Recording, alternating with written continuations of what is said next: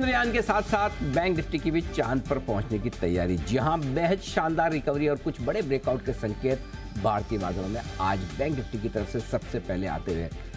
बचा हुआ 1.5 घंटा रहेगा बेहद इंटरेस्टिंग, बेहद अहम, और आज की क्लोजिंग डिसाइड करेगी कि क्या हम करेक्शन पूरा करके मजबूती की तरफ आगे बढ़ रहे हैं या फिर अभी भी रेंज में फंसे रहना है।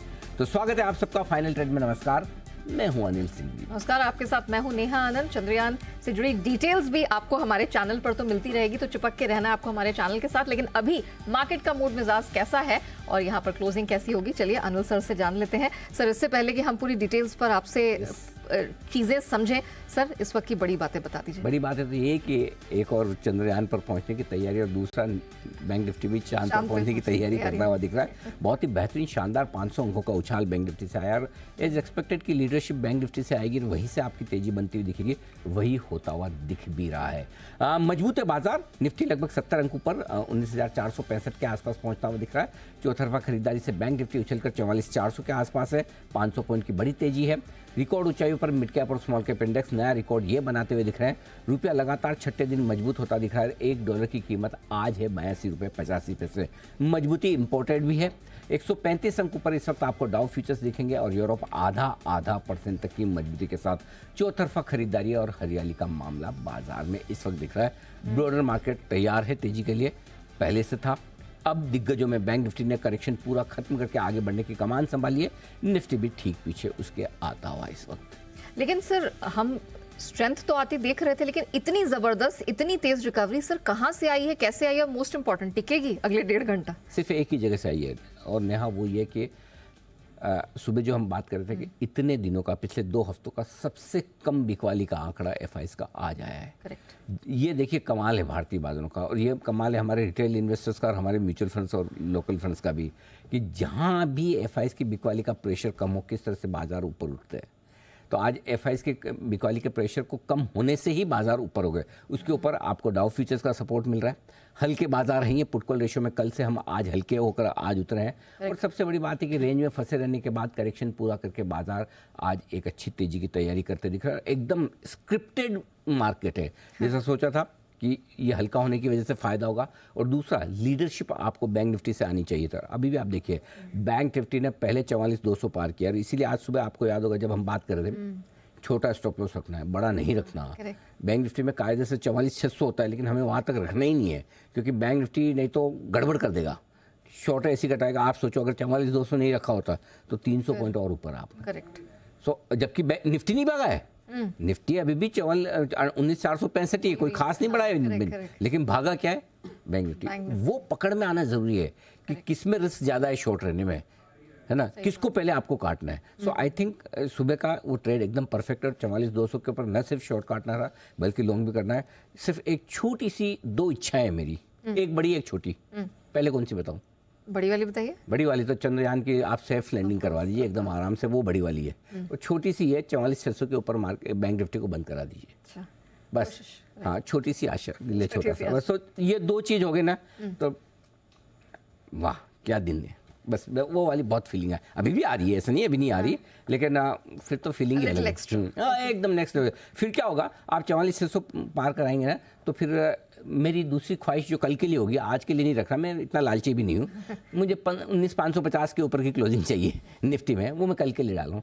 वैसे आप कोशिश करें, आज भी हो सकता है, हम ज़्यादा दूर नहीं है, 60-70 पॉइंट ही दूर है, वहाँ से भी हो सकता है। सो 2 अच्छे लेवल मिल जाए क्लोजिंग बेसिस पे, 44,600, 19,550। तो मतलब आप ये समझ लीजिए जो नीचे हमने खड्डा देखा है, ओके, 19,253 बन गया बॉटम, वापस जल्दी से नहीं टूटेगा। 43,600 बन गया बॉटम, जल्दी नहीं टूटेगा। हाँ, वो बस खड्डा देगा, बस इतना ही। कितना गिर सकते हैं, इतना ही गिर सकते हैं। इतने गिरने में हाथ पैर टूटेंगे, लगेंगे, मरेंगे, वो आपको पता है कितना गिर रहा है। आपको पता है अगर बुर्ज खलीफा से गिरेंगे तो क्या होगा, और मतलब 3 सीढ़ी ऊपर से गिरेंगे तो क्या होगा। करेक्ट। सो वो आपको पता चल जाएगा कि मेरा खड्डा कितना नीचे है। सो आई थिंक आज ये 2 क्लोजिंग आज मिल जाए, कल मिल जाए, कोई बात नहीं।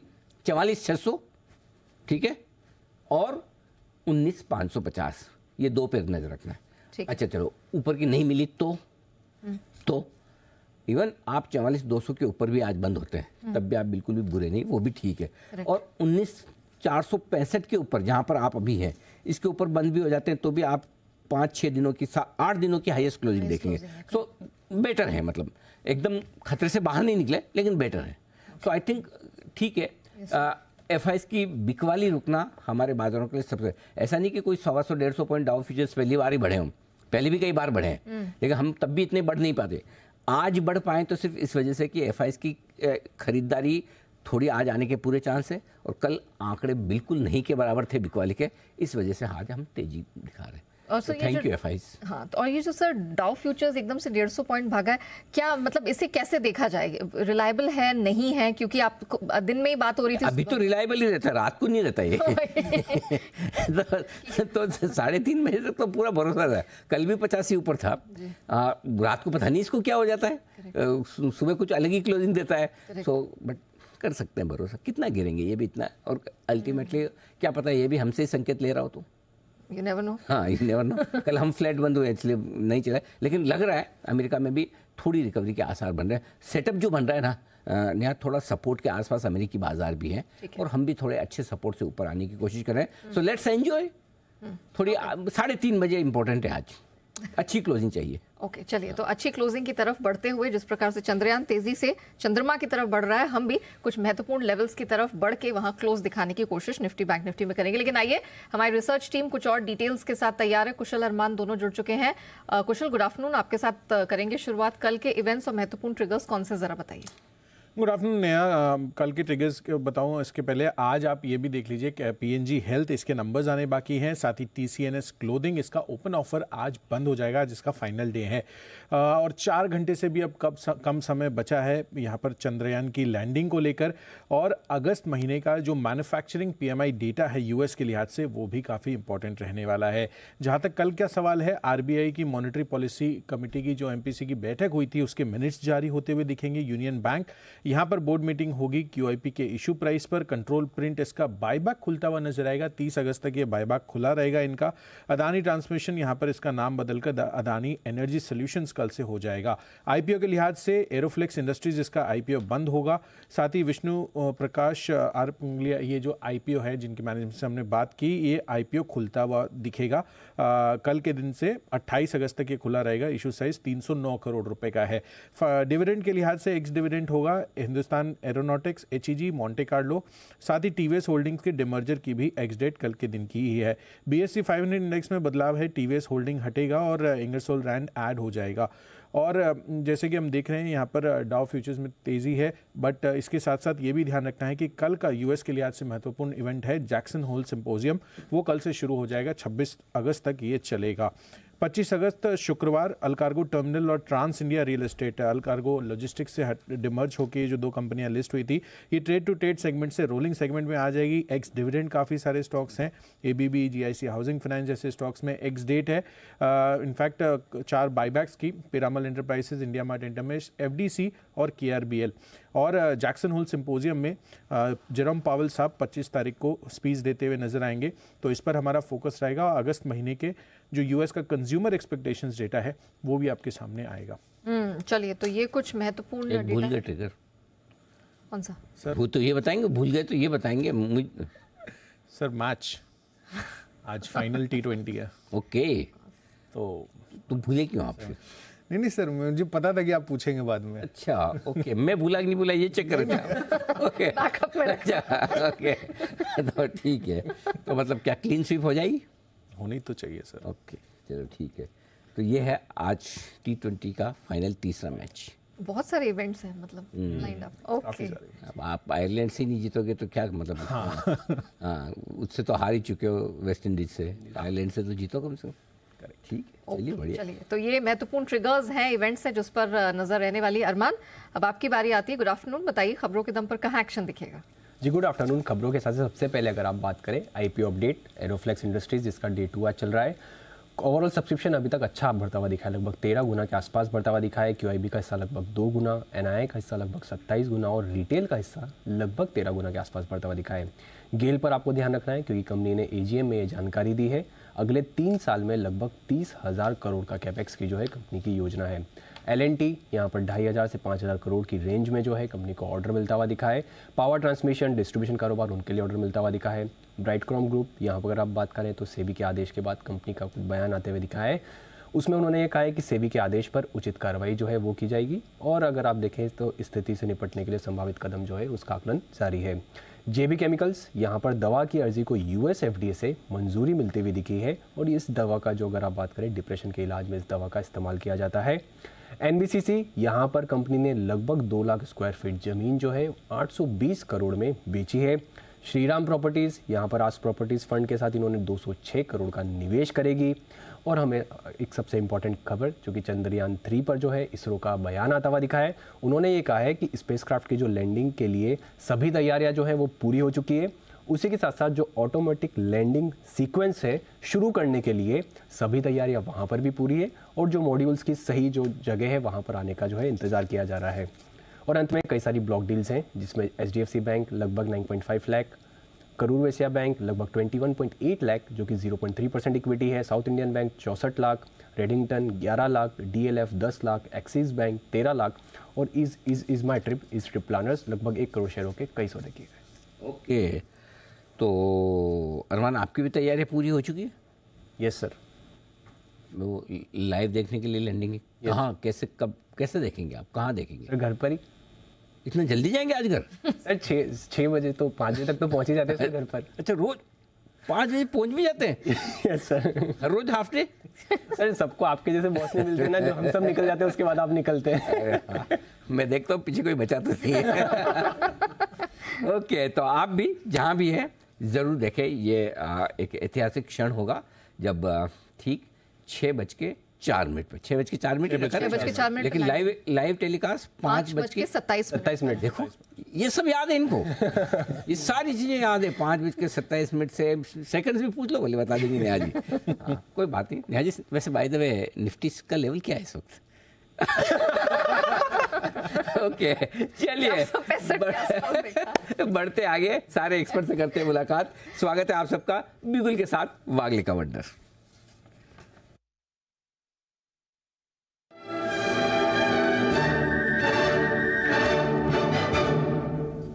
जी वागले साहब फरमाएं। Anil ji good afternoon, Neha ji good afternoon. Anil ji मुझे लगता है ये चंद्रयान आज सक्सेसफुली लैंड होगा और मार्केट ये भयंकर तेजी डिस्काउंट कर रहा है। अरे वाह, क्या बात है, बहुत बढ़िया, वेरी नाइस। जी सर। आपने सुबह, अगर मुझे याद सही है तो आपने कहा था आज बैंकिंग में आप बहुत बुलिश है। राइट सर, बिल्कुल। और मुझे छोटे वाले बैंकों में भयंकर तेजी लगती है। मेरे रडार पर फेडरल बैंक आया है 141 का करंट भाव है, 141, 141.50। मतलब ये इंट्राडे के लिए ले लीजिए, ये 2-3 दिनों के लिए ले लीजिए, या फिर आप एक हफ्ते के लिए ले लीजिए। ये 141, 141.50 के बीच में लेंगे। 139 का स्टॉप लॉस, 145 का इंट्राडे टारगेट आ जाना चाहिए आज के दिन में। 1 से 2 दिन मे बी आउटर साइड, 3 दिन 150, एंड पोजिशनली ये 160 तक जाने के लिए तैयार है। 155, 158 तक का टारगेट है इसका। ये थोड़ा सा 2-3 हफ्तों का व्यू है, और इसके लिए आपका स्टॉप लॉस 135 का होना चाहिए। ओके, तो ये है आपके लिए फेडरल बैंक में खरीदारी करने की राय वागले साहब की तरफ से। आइए एक बिगुल सुमित जी के लिए भी, सुमित का सुपरहिट।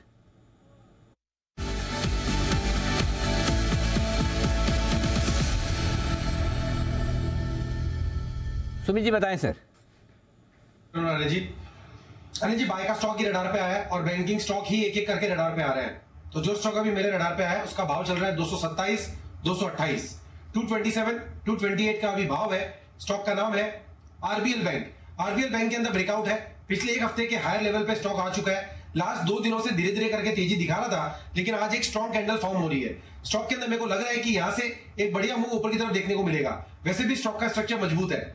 आज का मूव देखते हुए ऐसा लगता है कि स्टॉक यहाँ से ऊपर में 235 रुपए, 240 रुपए, ये लेवल दोनों शॉर्ट टर्म में ही दिखाएगा। तो आरबीएल बैंक में खरीदारी करें, जिन्होंने ले रखा है वो लोग होल्ड करें। नीचे में स्टॉक का जो सपोर्ट है 221, 222 के पास है, तो 222 के नीचे का स्टॉप लॉस लगा के आरबीएल बैंक में खरीदारी करके चलने का सलाह रहेगा।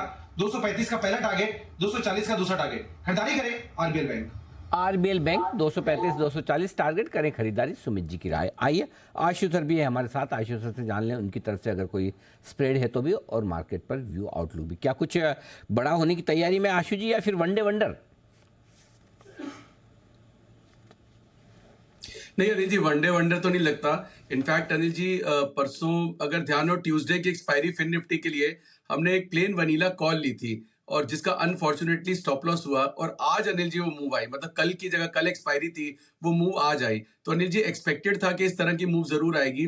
मन पॉजिटिव में ही है, कोई मंदी वाली बात नहीं है। सारे के सारे अनिल जी स्टॉक के बुल स्प्रेड्स बने हुए हैं। अनिल जी एक जल्दी से अपडेट देता हूं कि बैंक निफ्टी की हमने एक बड़ी स्ट्रैटेजी बनाई थी। बुल स्प्रेड भी बनाया था, बियर स्प्रेड भी बनाया था, और 1000 पॉइंट का रेंज बनाया था।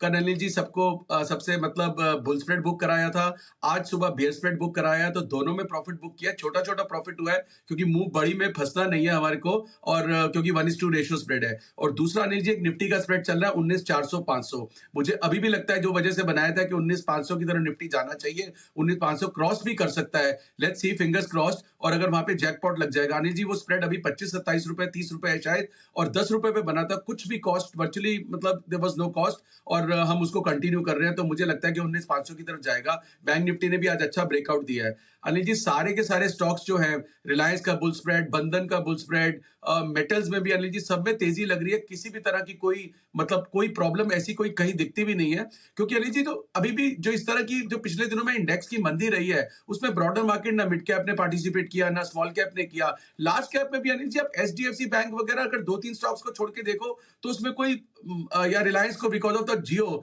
कोई ऐसी मारामारी नहीं थी। बट मुझे लगता है कि रिलायंस भी अनिल जी यहाँ से पलटेगा और एक मूव दिखाएगा, एंड लेट्स सी जिसका हमारे को स्प्रेड बना है। तो अनिल जी नेक्स्ट 4-5 दिन बहुत इंटरेस्टिंग होने वाले हैं। मुझे लगता है कि सारे के सारे स्टॉक्स में ये एक जैकपॉट लगने के चांस हैं। अनिल जी एक स्टॉक की और बात करता हूं, हिंद कॉपर। मेटल्स बहुत अच्छे चल रहे हैं। ये ऊपर से बैन में चला गया था और एक न्यूज आई थी जिसके चलते नीचे आया। मुझे लगता है अनिल जी कैश में, मतलब अभी तो बैन में चल रहा है, क्योंकि बैन में तो अनिल जी स्टॉक क्या कहते हैं, लॉट साइज भी 5300 का है। हिंद कॉपर की भी डिलीवरी उठा के रखनी चाहिए। अच्छा मौका है, जब बैन से निकलेगा एक अच्छा स्पर्ट और मूव आ जाएगा, तो जो आज डिलीवरी लेगा या जिन जो ले रहे हैं वो मतलब वैसे भी मेटल्स अच्छा परफॉर्म कर रहे हैं, ये वो भी बिक जाएगा। तो अनिल जी सारे के सारे स्टॉक्स में लॉन्ग बने रहना है, कोई ऐसी दिक्कत नहीं है। और बैंक निफ्टी भी अनिल जी अब ये जो जिस तरह से ये मूव आई है, एक दिन और देखना पड़ेगा, क्योंकि जो रेंज हमारी है वो 43,400 से 44,600 है। अब उसके आसपास पहुंच गया है, मतलब मंदी नहीं आएगी अनिल जी, रुक सकता है, but that is also very healthy sign. तो अनिल जी कोई प्रॉब्लम नहीं है। जितने भी स्टॉक्स हैं, स्टेट बैंक और ग्रैन्यूल अनिल जी दो ही स्टॉक थे जो हमारे इस बार फंसे हैं। स्टेट बैंक भी अनिल जी आज, can bank, bank of Baroda, state bank, तीनों में बहुत अच्छी मूव आई है। हमने अपने क्लाइंट से शेयर किया कैन बैंक लेने के लिए। ये पीएसयू बैंक्स अभी भी, जैसे वागले जी ने भी बोला, भयंकर तेजी लगती है,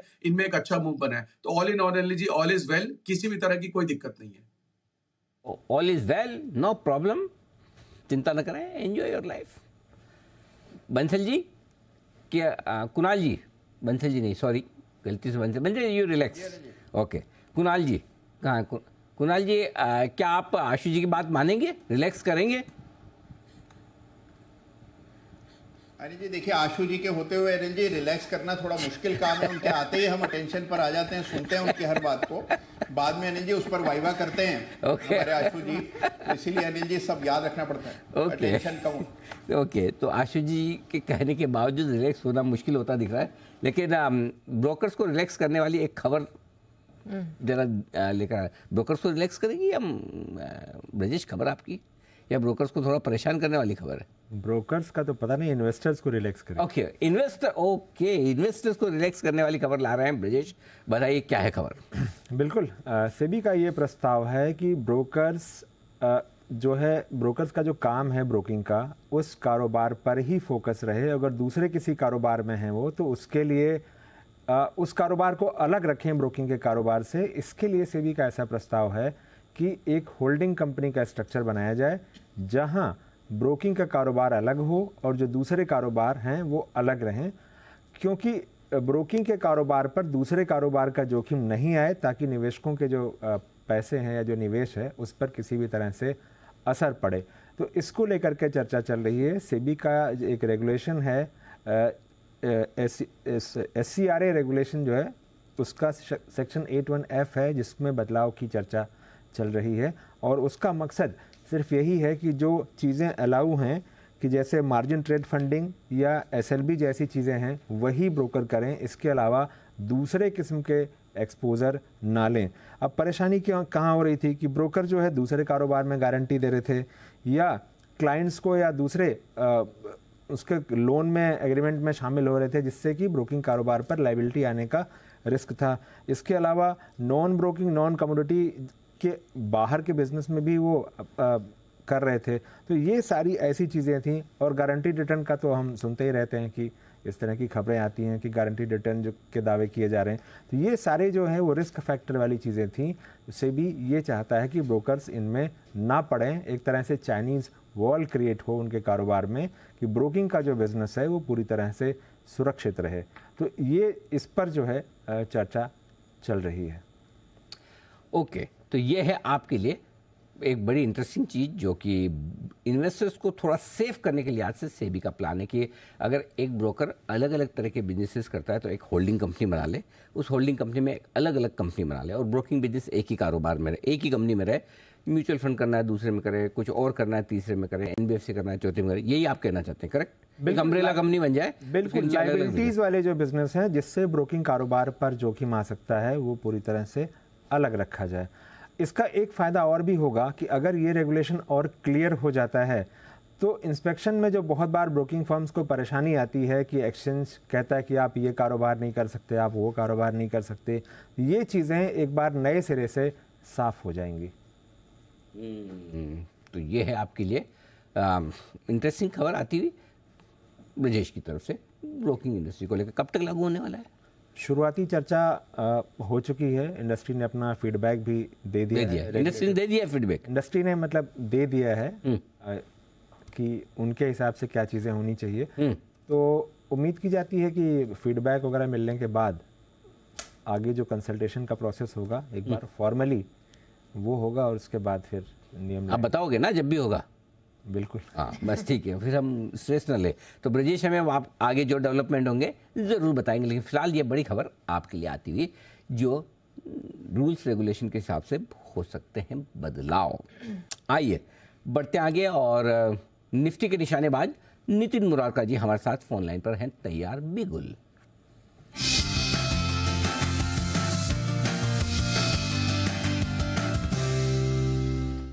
नितिन जी बताएं सर। अनिल जी 19,400 की कॉल ऑप्शन लेंगे, 70 में मिल रही है। 19,400 की कॉल ऑप्शन ये in the money call option हो गई, 70 में मिल रही है, इसको लेनी है। अभी चल रही है 19,450, हम in the money call option ले रहे हैं, 70 में ले रहे हैं। स्टॉप लॉस होगा 35 के और ऊपर फर्स्ट टारगेट होगा 105 का, और 105 के ऊपर निकलती है तो फिर टारगेट बनेंगे 120 के। मुझे ऐसा लग रहा है कि शॉर्ट कवरिंग ट्रिगर होनी चाहिए और बैंक निफ्टी ऑलरेडी पिछले वीक के हाइस को क्रॉस कर चुकी है, तो बैंक निफ्टी में शॉर्ट कवरिंग हो रही है और निफ्टी में शॉर्ट कवरिंग आएगी। और एक पॉजिटिव पॉइंट ये है कि निफ्टी फ्यूचर अभी डिस्काउंट पे ट्रेड हो रहा है, स्पॉट प्रीमियम पे है, और अगर बैंक निफ्टी में बाउंस आ रहा है और निफ्टी में शॉर्ट कवरिंग आती है तो ये प्रीमियम की तरफ कन्वर्ट हो सकता है निफ्टी का जो डिस्काउंट है। तो कॉल बायर को सस्ती कॉल मिल रही है क्योंकि डिस्काउंट है, और अगर शॉर्ट कवरिंग आती है जो मुझे लग रहा है आनी चाहिए तो ये प्रीमियम में कन्वर्ट होगा, तो कॉल बायर को बेनिफिट मिलेगा और कॉल सस्ती मिल रही है क्योंकि 19,400 की कॉल अभी 70 में मिल रही है और स्पॉट लेवल 19,452 है, तो केवल 20 पॉइंट का ही टाइम वैल्यू है, इसलिए मैं 19,400 की कॉल ऑप्शन ले रहा हूँ। 19,400 का कॉल ऑप्शन 70 में खरीदना है, 35 का स्टॉप लॉस और टारगेट 105 120 का। कोई बैंक निफ्टी में तो नहीं करना कुछ अभी? जी एक ही लेंगे। वैसे बैंक निफ्टी का भी व्यू पॉजिटिव है, बैंक निफ्टी बहुत तेजी से मूव कर गई है, बट यहाँ पे मैं एक ही ट्रेड ले रहा हूँ निफ्टी का। तो फिलहाल ये रेकमेंडेशन आती हुई नितिन मुरारकर जी की तरफ से 19,400 की कॉल लेनी है 70 के पास, स्टॉप लॉस 35, 105 एंड इवेंचुअली 120 तक का टारगेट अपसाइड में दिख रहा है। आइए कुछ बजिंग स्टॉक्स पर भी फोकस कर लेते हैं। CESC यहाँ पर जबरदस्त ट्रेंड दिख रही है, दिन के उच्चतम स्तर के पास ट्रेड होता हुआ। बंसल सर चार्ट्स पे CESC नया बेहतरीन टेक्निकल स्ट्रक्चर है और खास बात क्या है कि इस स्टॉक को मैंने और कुणाल जी ने निचले स्तरों पे अराउंड 75 77 दो बार इसको 10 की कमाई में बैक टू बैक रिकमेंड किया हुआ है। तो एक तो क्लियरली जिनके पास है होल्ड टाइट सेट टाइट, इन स्तरों पे भी नया खरीदना चाहिए और यहाँ पे नियर टर्म में 94 95 के टारगेट्स देखने को मिलेंगे। तो एक ओवरवेट खरीदारी की राय है ऑन CESC की राय 90 से 95 तक के टारगेट के लिए अभी भी बनती है, पोजीशन है तो होल्ड करें। RCF पर भी एक बार फोकस कर लेते हैं, दिन के उच्चतम स्तर के पास शार्प सर्ज यहां पर देखने को मिला है। कुणाल सर RCF इस समय कोई रिकमेंडेशन?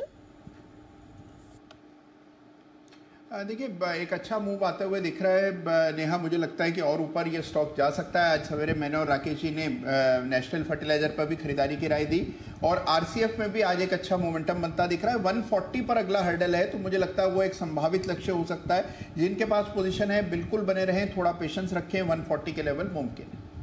ओके 140 तक का टारगेट यहाँ पर बनता हुआ दिखाई दे रहा है। शिपिंग स्पेस ये लगातार यहाँ पर स्ट्रेंथ के साथ कारोबार करता हुआ दिख रहा है। सुबह हमने ड्रेजिंग कॉर्प पर भी बात की थी, गार्डन रीच पर भी रिकमेंडेशन आई थी।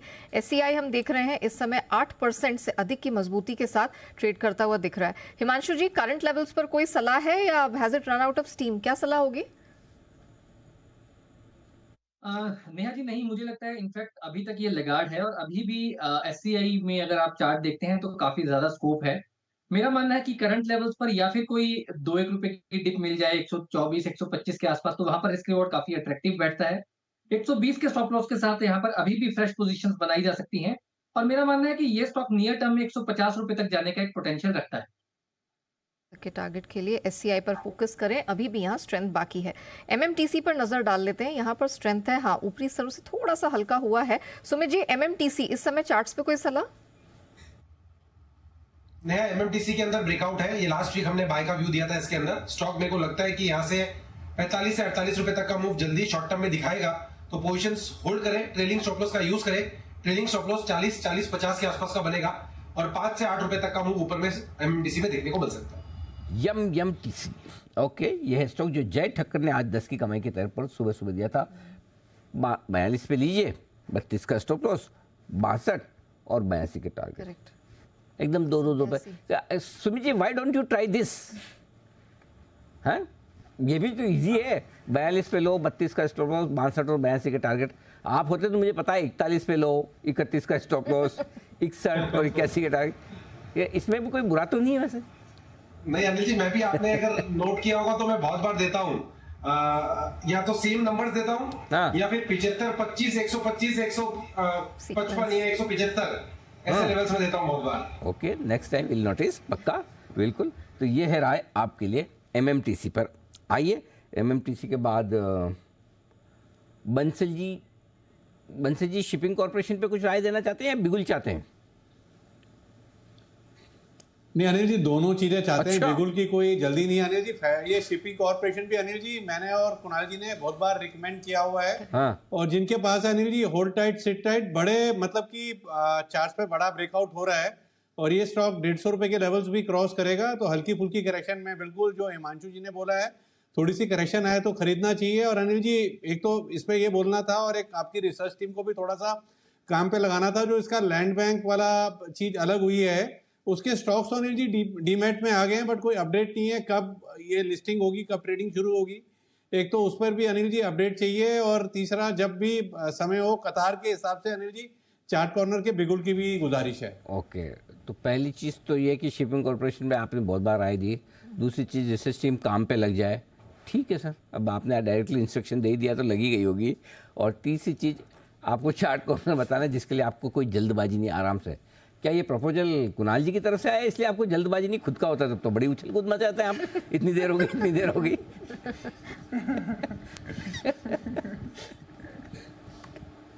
नहीं अनिल जी, ऐसा कुछ नहीं है। मतलब कि ना हमारे तो पोजिशनल कॉल्स होते हैं, हमारा वो इंट्राडे वाला अनिल जी हिसाब किताब होता नहीं है, तो कोई जल्दी नहीं होती हम लोगों को। ओके, अच्छा, हिमांशु जी कुछ आपको सलाह देना चाहते हैं? जी हिमांशु जी।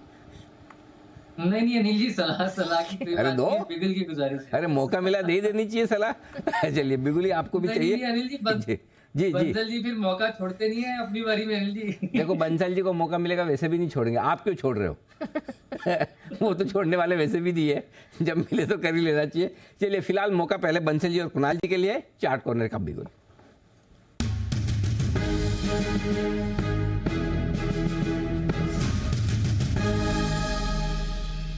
बताएं सर। देखिए अनिल जी, हमारी मेमोरी तेज है, आईफोन से तेज है। ये स्टॉक जो है हमारे मित्र हिमांशु जी ने पहले रिकमेंड भी किया है, मेरे ख्याल से आज सुबह या कल रिकमेंड किया था। स्टॉक है मारुति पे खरीदारी की राय है। टेक्निकली एक लेवल टूटा है यहाँ 95-90 का एक लेवल टूटा है, 96.24 के अराउंड स्पॉट में ट्रेड कर रहा है।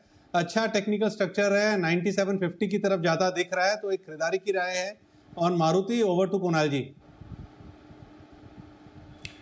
अरे जी देखिए, चार्ट में खास ये है कि इसका शॉर्ट टर्म और लॉन्ग टर्म यानी कि दोनों चार्ट्स पर बाय के संकेत आ रहे हैं। अगर आप इसका वीकली चार्ट देखें तो एक बुलिश फ्लैग पैटर्न बना है जिसका ब्रेकआउट आज के ट्रेड में हो रहा है, और इंट्राडे चार्ट्स पर भी बहुत ही शार्प एक वी रिवर्सल पैटर्न बना है जिसका ब्रेकआउट हो रहा है। तो कुल मिलाकर आप देखें तो चार्ट स्ट्रक्चर बहुत अच्छा है। मौजूदा स्तरों पर बाय करके चलने की हमारी राय है। यहाँ पर स्टॉप लॉस रखें 9500 पर, 9500 के स्टॉप लॉस से खरीदारी करें। 9800 का पहला टारगेट और 9925 का दूसरा टारगेट है। मारुति पर खरीदारी करें। ओके, मारुति में करें खरीदारी, ये राय आपके लिए कुणाल जी और राकेश जी की तरफ से। बहुत ही बढ़िया, वेरी नाइस। और अब राय है आपके लिए हिमांशु जी के लिए। ओहो, आज तो हिमांशु को बहुत टाइम लग गया, आधा घंटा लग गया। जल्दी से बिल्कुल हिटमैन हिमांशु।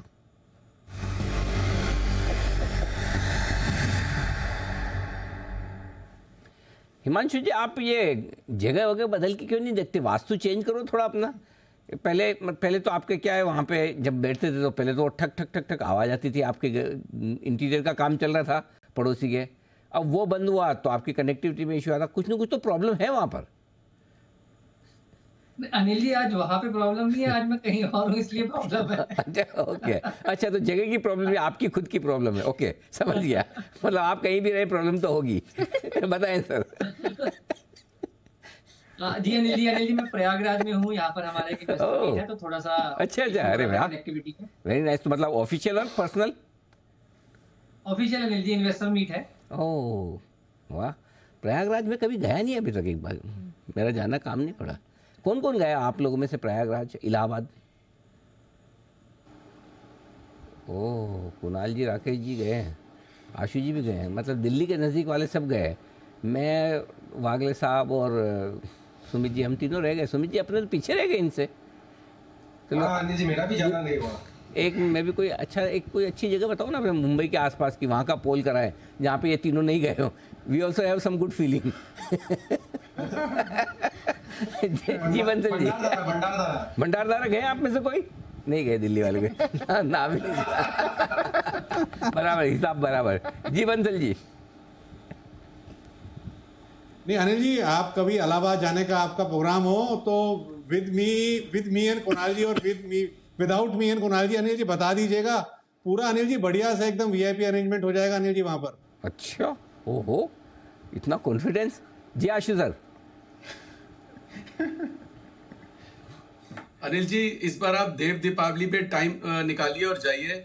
मतलब it's one of its kind है और देखने वाली चीज है Anil ji. It will be a divine experience. अगर आप देव दीपावली जो वहाँ की बहुत फेमस है, और अगर आप जाएं तो मतलब अनिल जी आप किससे पता कर लेना, मतलब one of the best ever experience है सर उस टाइम पे जाना वहाँ पे। बात सही है। दिवाली बनारस की मनाए या फिर अयोध्या की, और देव दीपावली प्रयागराज की। वाह, क्या बात है, वंडरफुल। बिल्कुल सोचेंगे जरूर। तब तक आइए, बताएं हिमांशु जी आपकी पिक। मुझे लगा अनिल जी बातों बातों में कॉल रह जाएगी। अरे कैसे रह जाएगी सर, 3:30 के बाद आएगी जरूर। जी बिल्कुल अनिल जी। तो अनिल जी, फर्टिलाइजर स्टॉक्स में अच्छी खरीदारी देखने को मिल रही है, और यहाँ पर पहले भी हम काफी बार रिकमेंड करते आए हैं फैक्ट, जिसमें कि दोबारा से खरीदारी करके चलने की सलाह है। लगभग 467-468 रुपए के लेवल्स हैं, 460 रुपए का स्टॉप लॉस लगाना है, और मुझे ऐसा लगता है कि ये एक अच्छी कंसोलिडेशन के बाद फिर से एक अपमूव दिखाने के लिए तैयार है। पूरे के पूरे फर्टिलाइजर स्पेस में आउट परफॉर्मर रहा है, जबरदस्त स्ट्रेंथ दिखाई है। एक डिसेंट कंसोलिडेशन के बाद ये स्टॉक फिर से अपमूव के लिए आज तैयार हो रहा है। तो 1 से 2 दिन के नजरिए के साथ 500 से लेकर 520 रुपए के 2 टारगेट्स के लिए फैक्ट में खरीदारी करके चलने की सलाह है। फैक्ट ये खरीदें। आज चंबल के बैंड से बाहर आते ही देखिए स्टॉक में जो एक्शन बना है, वो एक्शन पूरे सेक्टर में फैलता हुआ दिख रहा है। सुबह आरसीएफ पसंद आया था सुमित जी को, और अब फैक्ट पसंद आता दिख रहा है हिमांशु जी को। यहाँ पर अच्छी खरीदारी, और एक एनएफएल भी पसंद आया था एसपीएल में हमारे एक्सपर्ट्स को आज के सेशन में। जी हाँ, कहीं ना कहीं एनएफएल भी सुबह रिकमेंडेशन तो आई थी, मुझे याद नहीं आ रही किसकी है। ओके, चलिए इस बीच हाँ, एनएफएल कुणाल जी राकेश जी की पिक थी 10 की कमाई के तौर पर। बिल्कुल ठीक बात है। आइए अब सेठी साहब से मुलाकात कर ले। बिल्कुल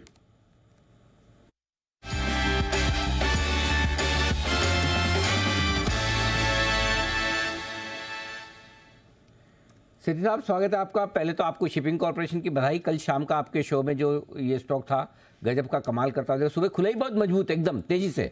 बताएं सर, अपडेट्स भी दें और साथ ही फ्रेश पिक आज की पहली। Good afternoon Anil ji, good afternoon Deepanshu. Anil ji, सब कुछ याद रहता है आपको? शाम का कल शो था बाजार आज और कल, उसमें इंट्राडे पिक देनी होती है। तो अनिल जी, आज के लिए इंट्राडे पिक थी शिपिंग कॉर्पोरेशन ऑफ इंडिया, जो कल 117 के लेवल्स पे बंद हुआ। आज 127, 128, 10% ऊपर है। और इतना ही नहीं अनिल जी, इस स्टॉक को तो मैंने 11 अगस्त को ये सदाबहार सेठी साहब के शॉर्ट टर्म पिक्स इस सेगमेंट में 101 के लेवल पे रिकमेंड किया हुआ है, जो आज 11 अगस्त से 10 दिन हुए हैं और ये आज 130 के आसपास आ गया। और उसी दिन कोइंसिडेंटली दूसरा भी ये पीएसयू स्टॉक ही था, जीएमडीसी, वो भी 175 के लेवल पे दिया हुआ था, आज 220 के लेवल्स है। तो इस तरह की धुआंधार तेजी कैश मार्केट के स्टॉक्स में, खास करके पीएसयू स्टॉक्स में देखी जा रही है अनिल जी। परफेक्ट। तो ये है आपके लिए सरकारी कंपनी में। आज सुबह से आप बहुत बिजी चल रहे हैं सेठी साहब, काफी बिजी नहीं? नहीं तो अनिल जी। अच्छा, क्या बात कर रहे हैं? सब कुणाल जी, राकेश जी, सब लोग तो यही कह रहे हैं कि आप बहुत बिजी हैं, बहुत बिजी हैं आज सेठी साहब। और सुबह से आपने चैनल नहीं देखा? नहीं अनिल जी, देखा है, तो फुल टाइम था, कोई बीच में वॉशरूम वगैरह गया होगा तो बात अलग है। अच्छा, तो आप सुबह से खाली दीप को ही देख रहे हो, किसी को देखा ही नहीं हम में से किसी को?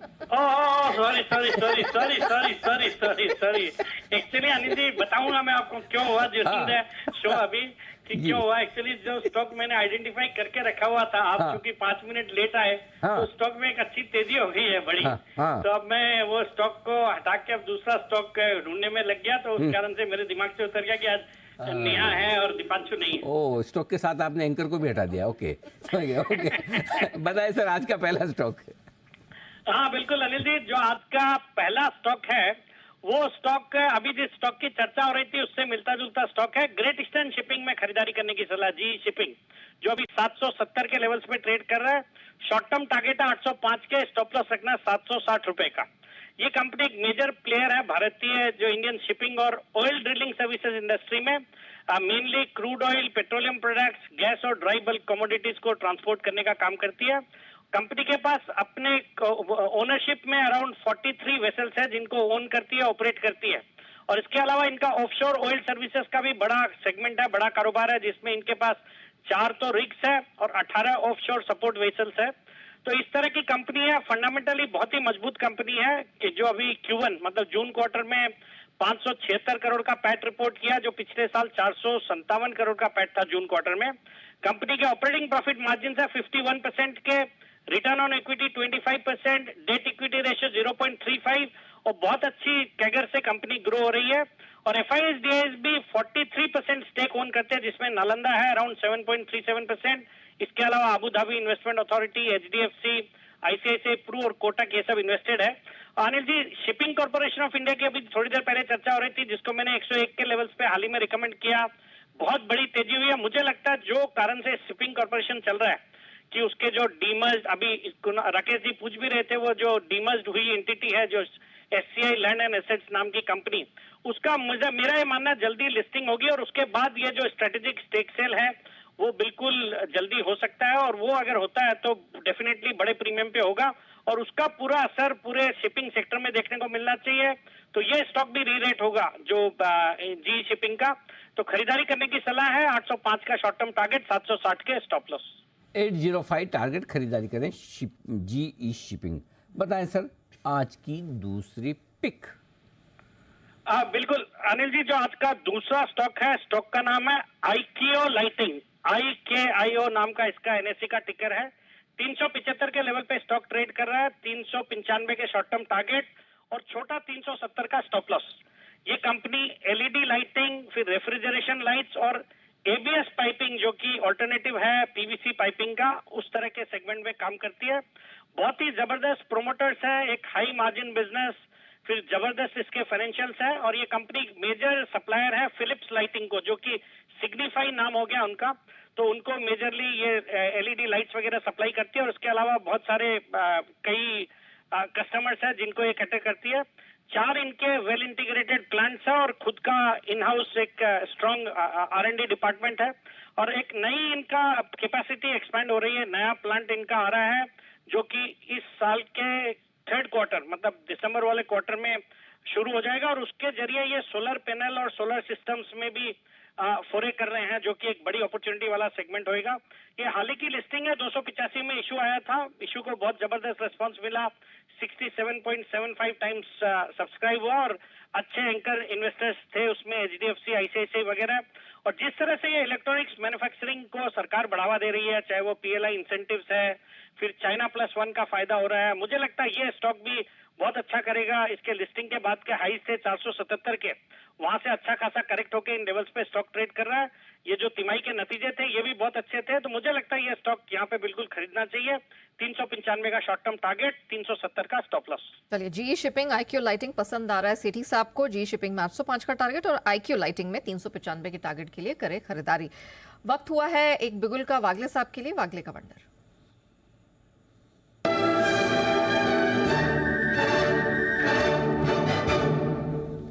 वागले सर बताइए।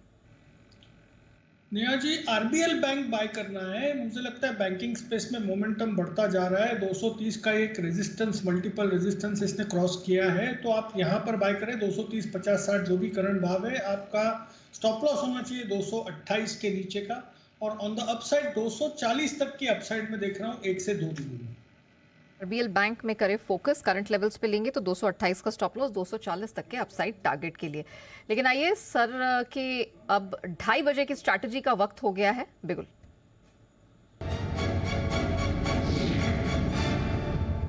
सर, क्विकली मैं आपको अपडेट दे देती हूँ। मार्केट में स्ट्रेंथ अच्छी खासी बरकरार है। डाउ फ्यूचर्स 146 अंक ऊपर है, नैस्डैक फ्यूचर्स में 113 अंकों की स्ट्रेंथ है। सारे जो यूरोपियन मार्केट्स हैं आधे % इस समय ऊपर है। रुपया ऑलमोस्ट 2 से 2.5 हफ्ते के हाइस के पास है और कच्चा तेल है वो कंट्रोल में है, 2 से 3 हफ्ते के लोस के पास, 84 के नीचे। तो देखिए, बैंक निफ्टी तो परफेक्ट चल रहा है, कोई दिक्कत वाली बात है नहीं। और एक बड़ा ब्रेकआउट जो चाहिए था 44,200 के ऊपर का, जिससे कि आपके नीचे की रिस्क कम हो जाए, वो तो हो चुका। 44,600 के ऊपर आज या कल में जब भी बंद होगा तो थोड़ी और मजबूती हम बढ़ा लेंगे। वो तो बहुत ही बढ़िया ब्रेकआउट होगा 44,600, 650 के ऊपर बंद होने पर, जहाँ से आप 100-125 पॉइंट और ऊपर है। बचा हुआ समय आज जो है हल्की फुल्की रुकावट वहाँ है जहाँ पर अभी बैंक निफ्टी है 44,500 के आसपास। 52 लाख शेयरों का ओपन इंटरेस्ट है, हाईएस्ट है। एक बार 44,500 के पार निकल कर 3 बजे के पहले हम टिक गए नेहा 525, तो बैंक निफ्टी भी 44,600, 625 आज ही दिखा देगा, कोई बड़ी बात नहीं है। वहाँ तक जाने की तैयारी बैंक निफ्टी की भी है। और उसके बाद 44,600 के ऊपर बंद होता है तो फिर आप 45,000 की तरफ बढ़ेंगे। 1-2 दिनों में ये हो जाएगा आपके लिए बैंक निफ्टी पर। जहाँ तक निफ्टी का सवाल है, निफ्टी अभी भी रिस्की जोन से बाहर आना बाकी है, अभी तक आया नहीं, क्योंकि 19,465 जो आज का दूसरा टारगेट है और अब अगला टारगेट है 19,500 का। 19,500 के कॉल ऑप्शंस में 1,60,00,000 शेयर खड़े हैं, हाईएस्ट है, इसलिए 19,500 के ऊपर बंद होने में थोड़ा पसीना आएगा। सपोर्ट नज़दीक ही है, 19,400 पर 1,90,00,000 शेयर हैं लगभग पुट में, वो आपके लिए सपोर्ट का काम करेंगे। जो पोजीशन बनी है उस हिसाब से आप ज़्यादा गट नहीं सकते, क्योंकि 19,450 पे भी 1,20,00,000 शेयर कॉल राइटर्स है, वो रिस्क पर है। 19,400 वाला कॉल राइटर रिस्क है। सो एक चीज़ तो क्लियर है कि आपके लिए रिस्क बचे हुए समय में 60 पॉइंट से ज़्यादा की तो है ही नहीं। 19,400 के तो आप नीचे जाएंगे नहीं।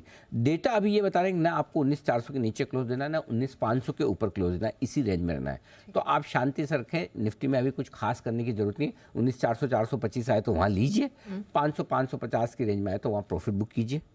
बैंक निफ्टी 44,600 के पार निकल कर टिके, बंद होने की कोशिश दे तो कल के लिए लॉन्ग कीजिए, और नहीं तो नीचे में 44,225 के आसपास आए तब ऐड कीजिए। ये सिंपल स्ट्रेटजी आपको बचे हुए समय के लिए रखनी है। ठीक है, चलिए, तो ये रणनीति अपना के चलना है। इसी बीच मदसन वायरिंग में हम देख रहे हैं कुछ बड़े सौदे होते हुए दिखाई दिए, ऑलमोस्ट 96 लाख शेयरों के कुछ बड़े सौदे हुए दिखाई दिए। क्विक चेक इस पर ले लेते हैं। कुणाल सर, मदसन चार्ट पे कुछ एक्शन आपको दिख रहा है, कोई सलाह?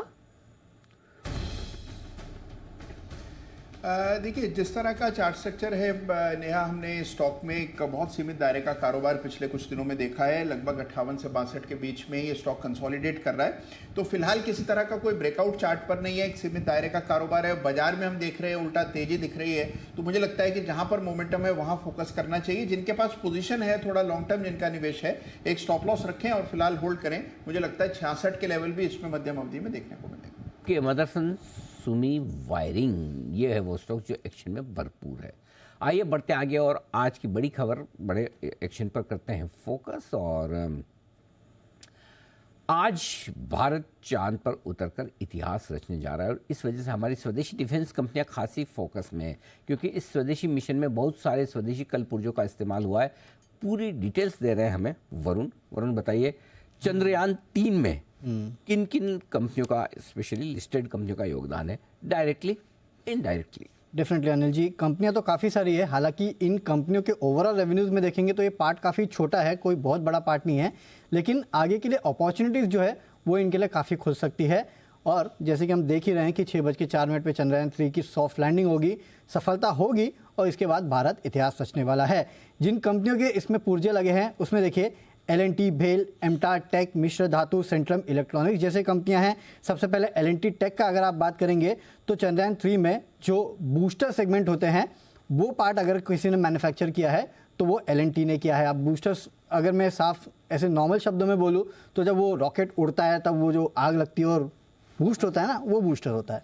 रॉकेट उड़ता है, आग लगती है, वो आग लगती है ना, हाँ, जो रॉकेट में होता है, हाँ, वो बूस्टर कहते हैं उसमें, तो वो बनाने का काम L&T करता है। अच्छा, उसमें काफ़ी सारे पार्ट्स बनाने का काम L&T करता है। ओके। इसके अलावा भेल ने जो लैंडर की खबर थोड़ी देर पहले आई थी, लैंडर मॉड्यूल तैयार हो रहा है, तो उसकी बैटरी बनाने का काम जो है वो BHEL ने किया। बैटरी, उसकी बैटरी, तो लैंडर मॉड्यूल्स और प्रोपल्शन मॉड्यूल जो है उसका बैटरी बनाने का काम। एमटार टेक ने चंद्रयान 3 के लॉन्च व्हीकल के जो इंजन और बूस्टर पंप है वो सप्लाई करने का काम किया है। अच्छा, ठीक है। मिश्र धातु, मुश्किल वाला बताया आपने, इंजन और इंजन व्हीकल के लिए जो इंजन और बूस्टर पंप होता है, जो अभी तो रानी ना गया था तो ऐसा था, हाँ। अभी तो ऐसा हो गया छोटा था, स्क्वायर हो गया, है ना, लैंडर है, फिर वो रोवर रैम से निकल के रोवर पे, तो अभी वो स्क्वायर हो गया, पहले तो ऐसा लंबा था। तो ये जो बनाया है उसका इंजन और बूस्टर पंप दोनों बनाए एमटार टेक ने। हाँ, अच्छा, है ना। फिर मिश्र धातु, इसमें जितने भी क्रिटिकल कंपोनेंट्स होते हैं काफ़ी सारे, वो उसमें करीब 70-80% के आसपास के जो क्रिटिकल कंपोनेंट्स है वो मिश्र धातु सप्लाई करता है, तो ये भी एक कंपनी है। इसके अलावा सेंट्रम इलेक्ट्रॉनिक्स, इसने भी चंद्रयान 3 के स्पेस एप्लीकेशन के लिए इलेक्ट्रॉनिक सिस्टम का डिज़ाइन और जो उत्पादन है वो सेंट्रम इलेक्ट्रॉनिक्स ने किया है। इसके अलावा HAL, पारस डिफेंस, वालचंद नगर, ये काफ़ी सारी कंपनियां हैं जिनका इसरो के साथ टाइप है और कहीं ना कहीं थोड़े बहुत पार्ट जो है वो इन्होंने भी सप्लाई किए हैं। तो ये वो तमाम इंडियन कंपनीज है जिन्होंने चंद्रयान 3 में कंट्रीब्यूट किया है और इन सभी कंपनियों के पार्ट जो है वो चंद्रयान 3 में लगे हुए हैं। इनफैक्ट जितने भी आप यान देखेंगे, जैसे कि आगे गंगायान भी है और चंद्रयान 2 भी है, उसमें भी काफ़ी सारी कंपनियां जो है इस लिस्ट में से इन्होंने अपने पार्ट सप्लाई किए हुए हैं। तो ये है, मतलब पूरा कॉर्पोरेट इंडिया का कंट्रीब्यूशन है पूरा, मतलब कहीं कहीं डायरेक्टली इनडायरेक्टली हर एक जगह। तो ये सारी कंपनियां हैं वो जिन्होंने चंद्रयान 3 को अंतरिक्ष में भेजने के लिए अपनी तरफ से कहीं कहीं डायरेक्टली इनडायरेक्टली योगदान दिया है। डिफेंस वाले स्टॉक काफ़ी एक्शन में भी है, फोकस में भी है। सनी अग्रवाल साहब हमारे साथ हैं SBI सिक्योरिटी से, जरा उनसे इस थीम पर जाना जाए। सनी जी बताएं कि वैसे तो स्टॉक्स बहुत ही अच्छा परफॉर्म कर ही चुके हैं, भाग भी चुके हैं, अब भी आपको कुछ पसंद है sir? Good afternoon Anil ji. Definitely इसमें से एक स्टॉक जो मुझे अभी भी अच्छा लगता है, जो कि स्पेस और बाकी डिफेंस की स्टोरी है, वो है मिधानी। पता नहीं हमें डिस्कस किया है कि नहीं, बट मिधानी एक जो सुपर अलॉय के जो कंपोनेंट बनाती है, जो कि डिफेंस सेक्टर में भी काफी यूज होता है, एरोस्पेस में यूज होता है। एट द सेम टाइम जितने भी ये जो स्पेस के प्रोग्राम है, अगर आप इनके मार्जिन देखेंगे, ये कंपनी के despite being an engineering goods company, इनके 25% EBITDA मार्जिन आते हैं। गवर्नमेंट की कंपनी है, काफी अच्छी ऑर्डर बुक है और रिसेंटली अब इन्होंने एक्सपोर्ट में भी फोरे किया है। तो मुझे लगता है कि अगर किसी का लंबा इन्वेस्टमेंट का होराइजन है तो definitely Midhani at current price में भी काफी अच्छा लगता है। अगर ये अगले कुछ सालों में कंसिस्टेंटली 15-20% केकर प्रॉफिट ग्रोथ दे, ऐसा क्लियर विजिबिलिटी अब दिख के आ रही है in terms of order book, और कंपनी भी काफी ऑप्टिमिस्टिक है। इन्होंने कल ही एक अपनी एनालिस्ट कॉल की थी और काफी ऑप्टिमिस्टिक आउटलुक भी पेश की है। ओके, चलिए, तो डिफेंस स्पेस काफी बजिंग है, मिश्र धातु, मिधानी, ये कुछ और स्पेसेस हैं जहां पर अभी भी अच्छी खासी स्टीम दिखाई दे रही है। लेकिन आइए एक बिगुल सुमित जी के लिए, सुमित के सुपरहिट।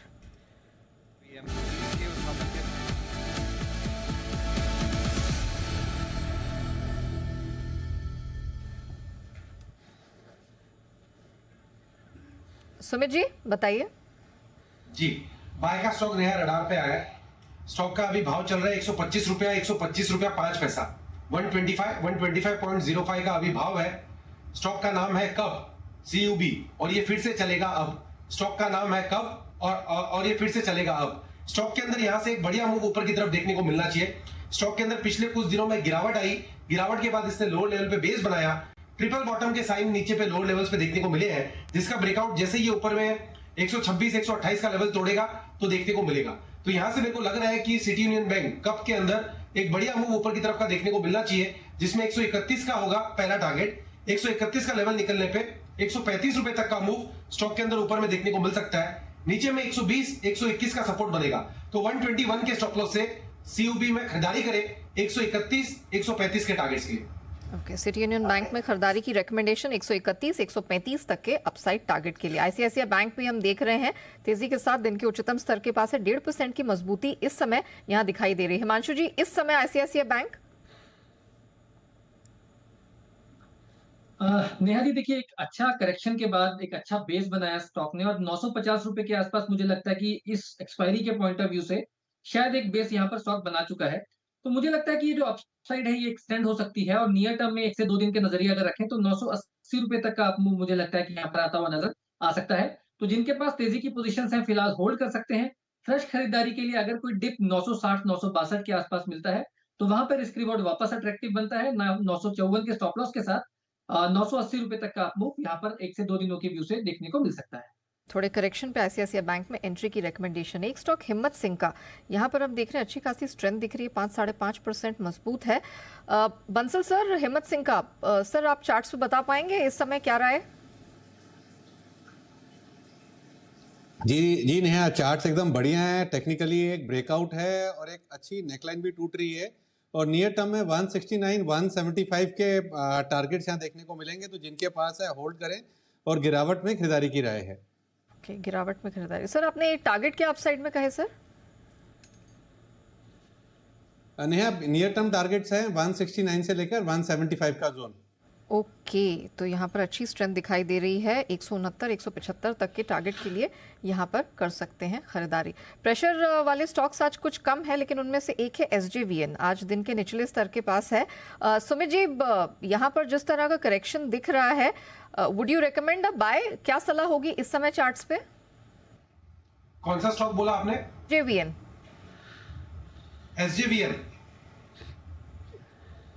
जी, एसजेवीएन के अंदर देखिए मोमेंटम बना हुआ है तेजी का। स्टॉक के अंदर पोजीशंस होल्ड करके चले, स्टॉक एक कंटिन्यूअस अपट्रेंड के अंदर में है। हर तेजी के बाद इसमें छोटा मोटा डिप करेक्शन आता है, बट ओवरऑल तेजी का ट्रेंड देखने को मिल रहा है पिछले कई हफ्तों से और कई महीनों से। स्टॉक के अंदर अभी यहाँ से और ऊपर का मूव देखने को मिलेगा, जिसमें 65 रुपए 66 रुपए तक के लेवल जल्दी आने वाले दिनों के अंदर देखने को मिल सकते हैं। पोजीशंस होल्ड करें, खरीदारी करें, 65 66 तक के लेवल जल्दी ऊपर में देखने को मिलेंगे। ये जय भी हमारे साथ शो में शामिल हो चुके हैं, एक बिगुल उनके लिए, जय का jackpot.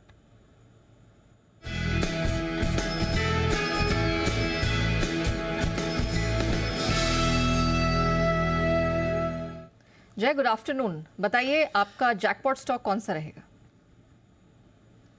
Very good afternoon to you Neha and good afternoon to you Anil ji. Well Neha, खरीदना है फेडरल बैंक का 145 के स्ट्राइक का कॉल ऑप्शन, 1 रुपये 20 पैसे पर ये ट्रेड कर रहा है। 145 के स्ट्राइक का कॉल ऑप्शन फेडरल बैंक का 1.20 पर खरीदे एंड स्टॉप लॉस यहाँ पे रखे आप 0.40 का। सो आप देखें तो 80 पैसे के रिस्क के साथ 5000 का लॉट है, तो डाउन साइड रिस्क लगभग आपकी 4000 रुपये की हुई। अपसाइड पोटेंशियल जो है इसमें 2.5, ये पहला टारगेट रहेगा। 3.2 would be second target.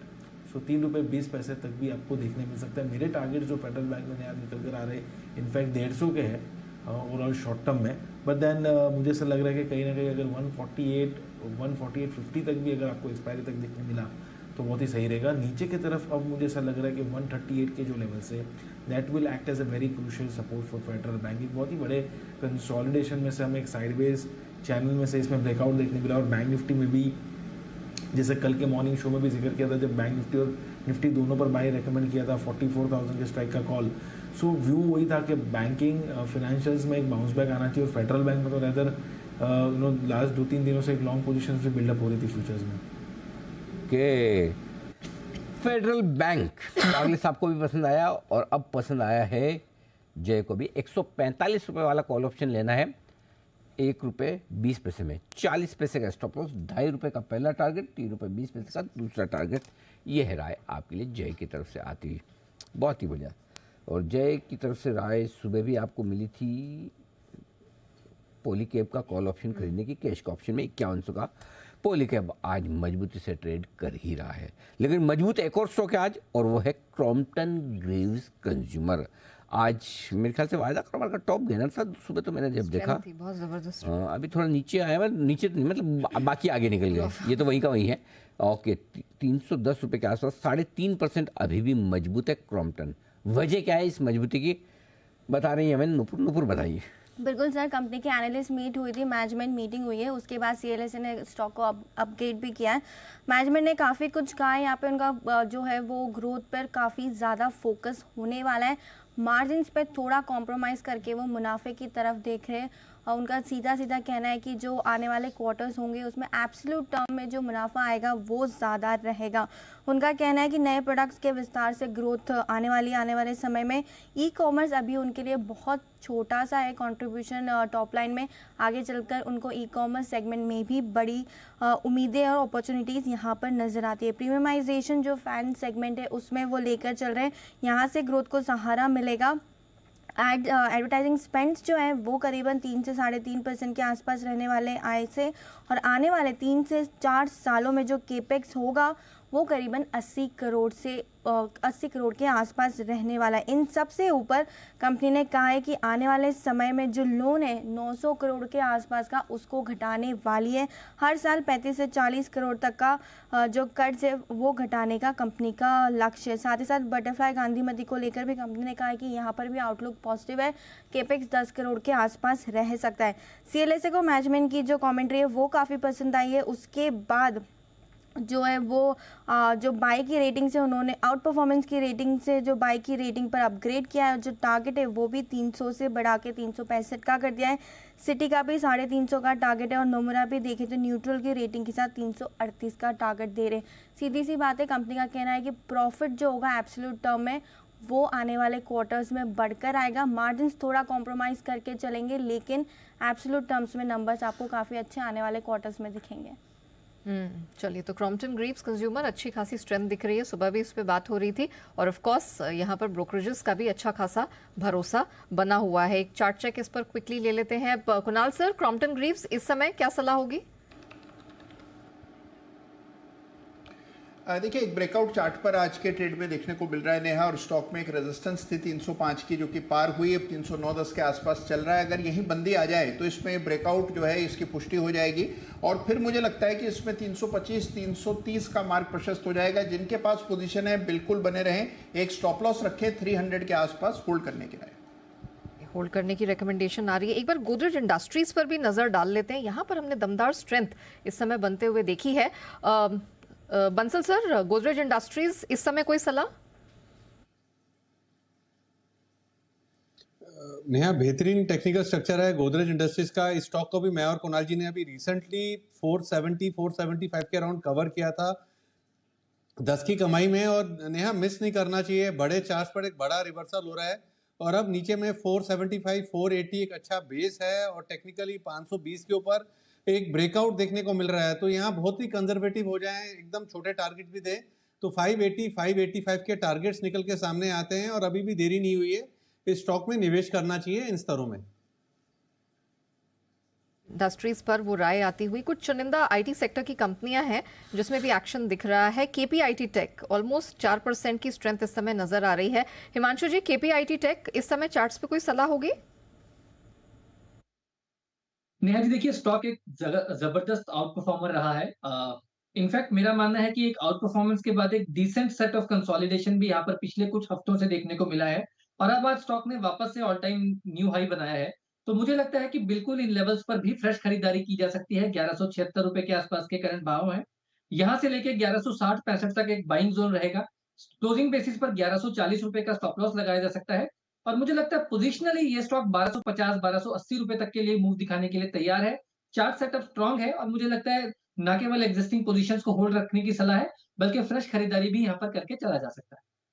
KPIT take, वाह, ड्रीम रन चल रहा है पूरे आईटी स्पेस से बिल्कुल अलग। जहाँ आईटी शेयरों की हालत बड़ी खराब, ये स्टॉक अलग ही धुन में बढ़िया तेजी में चलता हुआ दिख रहा। आइए, जय ठक्कर तैयार है कैश का ऑप्शन।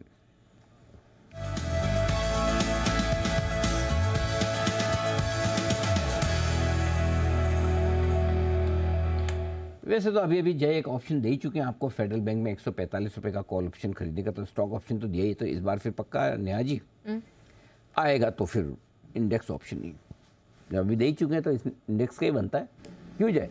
स्माइलिंग। बिल्कुल बिल्कुल बिल्कुल अनिल जी इंडेक्स ऑप्शन ही। और अनिल जी जो बैंक निफ्टी पर है अनिल जी इनफैक्ट बताए जी, तो डेटा जबरदस्त है अनिल जी यहाँ पे। और अनिल जी कल मॉर्निंग में जब निफ्टी बैंक निफ्टी दोनों दिया था तब कहा था निफ्टी पर के निफ्टी का जो स्टॉप लॉस होगा वो क्लोजिंग बेसिस पर होगा, और जब रेकमेंड किया था तब 70 रुपये पे था अनिल जी, और अभी 73 रुपये पर है। तो वहाँ पे तो 3 रुपये ऊपर ही है, एंड वहाँ पे बने रहे वही पोजीशन में, क्लोजिंग बेसिस पर स्टॉप लॉस नहीं हुआ है। सो 19,400 के कॉल ऑप्शन में अभी भी बने रह सकते हैं अगर किसी की पोजीशन हो तो। बट फ्रेश पोजीशन अगर लेनी है तो कल ही की एक्सपायरी का 44,500 की कॉल खरीदे बैंक निफ्टी की, जो 115 पर अभी ये ट्रेड कर रहा है, 115 पर ट्रेड कर रहा है एट द मनी ऑप्शन 44,500 का बैंक निफ्टी का एनर्जी। इसे हीरो ज़ीरो के हिसाब से भी ट्रेड कर सकते हैं, बिकॉज लॉट साइज तो 15 की है, एंड 100 पॉइंट यानी कि लगभग 1500 के आसपास ही डाउन साइड रिस्क हुआ। टारगेट्स एनर्जी ऊपर में इसके जो निकल कर आ रहे, पोटेंशियल टारगेट पहला रहेगा 225 का, दूसरा रहेगा 300 का। सो छोटे टारगेट्स एनर्जी दे रहा हूँ रिलेटली, बिकॉज मुझे ऐसा लग रहा है कि कल ही एक्सपायरी और जो हिसाब से बैंक निफ्टी में आज एक अच्छी तेज़ी आपको आते हुए देखने मिली है 44,500 के ऊपर। आई थिंक नेक्स्ट टारगेट्स जो बैंक निफ्टी के निकल कर आते हैं वो 44,800 के, हैंस 225,300 ये मेरे टारगेट्स निकल कर आ रहे हैं कल की एक्सपायरी के। ओके 44,500 का कॉल ऑप्शन कल की एक्सपायरी का खरीदा जाए, ये रहा है आपके लिए बैंक निफ्टी में 115 रुपये के आसपास मिल रहा है, यहाँ पर 117 भी हुआ है, यहाँ खरीदारी कर सकते हैं। स्टॉप लॉस मत लगाओ, हीरो जीरो की तरह समझ लो 100 रुपये के आसपास का आपका कल की एक्सपायरी वाला ही है, और 225 और 300 के टारगेट के लिए करनी है आपको खरीदारी। इसका मतलब ये कि 44,700 44,800 की तरफ बैंक निफ्टी जाने को हो रहा है तैयार, ये मानना है आपके लिए जय ठक्कर का। धन्यवाद जय, ये बेहतरीन ऑप्शन की स्ट्रेटजी आपने शेयर की हमारे साथ। आइए कुछ और स्टॉक्स जहां पर एक्शन होता दिख रहा है। पॉलीकैब आज का स्टार परफॉर्मर है, 5,150 पे पहुंच भी चुका है। एक बार राय जरा सनी अग्रवाल साहब से ली जाए। पॉलीकैब, हैवेल्स, पूरी स्पेस बड़ी बजिंग है। वैसे पॉलीकैब में तो MSCI में शामिल होने की जो खबरें चल रही है उसके चक्कर में बढ़ा है, लेकिन आपको क्या पसंद है सर?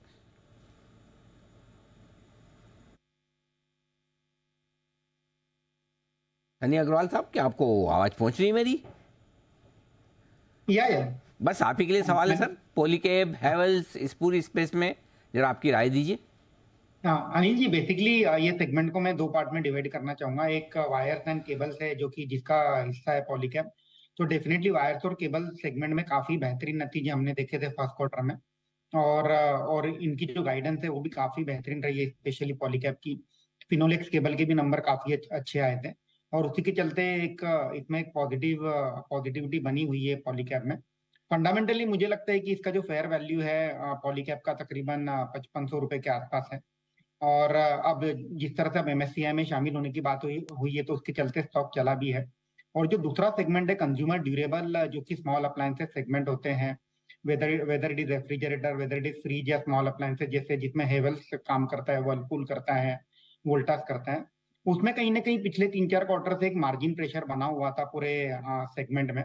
और इसका एक कारण ये भी था कि रूरल मार्केट में डिमांड कहीं ना कहीं वीक थी ये पूरे सेगमेंट में, और अब कंपनी की कमेंट्री निकल के आ रही है कि रूरल सेगमेंट इज रिकवरिंग, और अब आगे जाके जो फेस्टिवल सीजन किक ऑफ होगा नेक्स्ट मंथ से, उसमें कहीं ना कहीं एक ऑप्टिमिज्म है कि ये जो पूरा सेगमेंट है, whether it is refrigerator, whether it is AC, whether it is small appliances, इसमें एक अच्छी हेल्दी डिमांड हमें देखने मिलेगी। और उसी के चलते एक under valued, under own companies भी है, whether it is Voltas, Havells और वर्लपूल। तो डेफिनेटली इसमें अब मुझे लगता है कि एक स्मार्ट मनी अब एंटर कर रहा है, और अगर कोई लॉन्ग टर्म का medium to long term investor है तो at the current juncture risk reward favourable है। डाउनसाइड मुझे बहुत कम लगती है ये तीनों कंपनियों में, और जैसे जैसे कंपनी के नतीजे आएंगे डेफिनेटली इसमें अपसाइड हमें देखने मिलेगा। ओके, तो ये है आपके लिए पूरा का पूरा एक्शन। अब आइए, हमारे सारे एक्सपर्ट्स को करता हूँ मैं अलर्ट, एकदम तैयार हो जाइए। हाँ सुमित जी, अगर आंखें मलनी है, कुछ आपको अंगड़ाई उबासी कुछ लेनी है, कुछ भी ऐसा कुछ कर लीजिए आराम। You have 10 seconds to relax, charge up. Okay, क्योंकि ये बताना इसलिए ज़रूरी, कुणाल जी आप भी अलर्ट हो जाएं। सारी चीज़ें बंसल जी के भरोसे न छोड़ कि बंसल जी सुन रहे होंगे, ऐसा नहीं होता है। हाँ, क्योंकि ये जो अब खबर आ रही है बड़ी आप लोग सब लोगों के काम की है, और उस पर मैं आप सब लोगों से ओपिनियन भी लूँगा। क्योंकि सेबी ने रिसर्च एनालिस्ट की निगरानी रखने के लिए एक कंसल्टेशन पेपर जारी किया है। तो सारे हमारे जो रिसर्च एनालिस्ट हैं, इन्वेस्टमेंट एडवाइजर्स हैं, उनके लिए सेबी कुछ एक कंसल्टेशन पेपर ला रही है। उस कंसल्टेशन पेपर में सेबी अपनी आप सबकी राय भी मांग रही है। तो ज़रा सुनिएगा पहले कि मामला क्या है, क्या कंसल्टेशन पेपर आया है, सेबी क्या जानना चाहती है, क्या करना चाहती है। तो नूपुर हमारे साथ है, पहले बताएंगे आपको सारी की सारी डिटेल्स, फिर मैं करूँगा डिस्कशन। नूपुर पहले तो बताइए कंसल्टेशन पेपर के बारे में जानकारी बताइए, और उसके बाद मैं आपसे पूछूंगा कि अल्टीमेटली क्या चाहती है सेबी। जी बिल्कुल, कंसल्टेशन पेपर जो जारी हुआ है उसमें बहुत सिंपल लैंग्वेज में मैं समझाती हूँ। अगर ABCD रिसर्च एनालिस्ट है तो उनका एडमिनिस्ट्रेशन और सुपरविजन करने के लिए अब सेबी चाहता है कि एक बॉडी कॉर्पोरेट जैसा कोई हो, संस्था बने, उसका प्रस्ताव कंसल्टेशन पेपर में लेके आए। जैसे म्यूचुअल फंड्स के लिए आपकी एमफी है, इसी तरह रिसर्च एनालिस्ट के लिए भी एक कोई ऐसी संस्था बननी चाहिए। बिल्कुल सर, ठीक है। अभी फिलहाल इन्वेस्टमेंट एडवाइजरी जो होते हैं उनके लिए भी संस्था बनी हुई है। बिल्कुल उसी हिसाब से, उसी फ्रेमवर्क में सेबी चाहता है कि जो रिसर्च एनालिस्ट है उनके ऊपर भी एक बॉडी आए। उन्होंने कहा है कि research analyst administration and supervisory body इसका नाम होगा। जो रिसर्च एनालिस्ट है उनके ऊपर एडमिनिस्ट्रेटिव और सुपरविजरी ये रखेंगे। साथ ही साथ उन्होंने एक चीज़ यहाँ पे क्लियर की है सेबी ने कि जो एडिशनल फाइनेंशियल बोझ होगा वो नहीं होगा, फी न्यूट्रल होगी, और जो इन्वेस्टमेंट एडवाइजरी की फ्रेमवर्क है वही एप्लीकेबल होगा रिसर्च एनालिस्ट पे भी। तो सर दूसरा सवाल यही आता है कि इन्वेस्टमेंट एडवाइजरी के लिए फ्रेमवर्क्स क्या हैं। तो वहाँ पे अभी अगर आप देखेंगे तो इन्वेस्टमेंट एडवाइजरी और एडमिनिस्ट्रेशन सुपरविजन के लिए फ़िलहाल सेबी ने investment adviser administration and supervisory body बना रखी है। BSE की एक सब्सिडरी कंपनी है जिसे ऑथराइज़ किया गया है इसके अंडर में, जो 3 साल तक रिकग्निशन मिली हुई है। तो उनके कुछ रिस्पॉन्सिबिलिटीज़ होती है, वो ये बॉडी की भी रिस्पॉन्सिबिलिटीज़ आने वाले समय में बन जाएगी। अब इसमें जो इन्वेस्टमेंट एडवाइजर्स होते हैं उनको पीरियडिकली रिपोर्ट करना पड़ता है, उनको अपने जो भी रिपोर्ट्स है, जो डेटा मेंटेनेंस है वो सबमिट करनी पड़ती है इन्वेस्टमेंट एडवाइजरी को। इन्वेस्टमेंट एडवाइजर्स जो होते हैं उनको तो एडिशनल फैक्टर है यहाँ पे, एडिशनल जो प्रोसीजर है वो बढ़ जाता है एनालिस्ट के लिए। तो बेसिकली जो रूल्स रेगुलेशन इन्वेस्टमेंट एडवाइजर्स के लिए लागू होते हैं उसी तरह के रूल्स रेगुलेशन रिसर्च एनालिस्ट के लिए भी लागू हों, और उसी तरह से एक संस्था ऐसी बने जो इनके ऊपर निगरानी रखे, इनके एडमिनिस्ट्रेशन का काम करें, इनके सुपरविजन का काम करें। बिल्कुल सर, जैसे इन्वेस्टमेंट एडवाइजर को सुपरविजन करने के लिए एक बॉडी है, वैसे ही रिसर्च एनालिस्ट को सुपरवाइज करने के लिए एक बॉडी बनाई जाए। 12 सितंबर तक सबको सुझाव देने। बिल्कुल सर, 12 सितंबर तक देने। और 12 सितंबर तक सुझाव देने में आपका समय शुरू होता है अब। हमारे एक्सपर्ट्स में से अगर कोई इस पर राय रखना चाहे। वैसे एक चीज़ तो मुझे बताए कि आप लोग इन्वेस्टमेंट एडवाइजर्स में आते हैं या रिसर्च एनालिस्ट में आते हैं, क्योंकि दोनों की कैटेगरी अलग अलग है। तो जी कुणाल जी।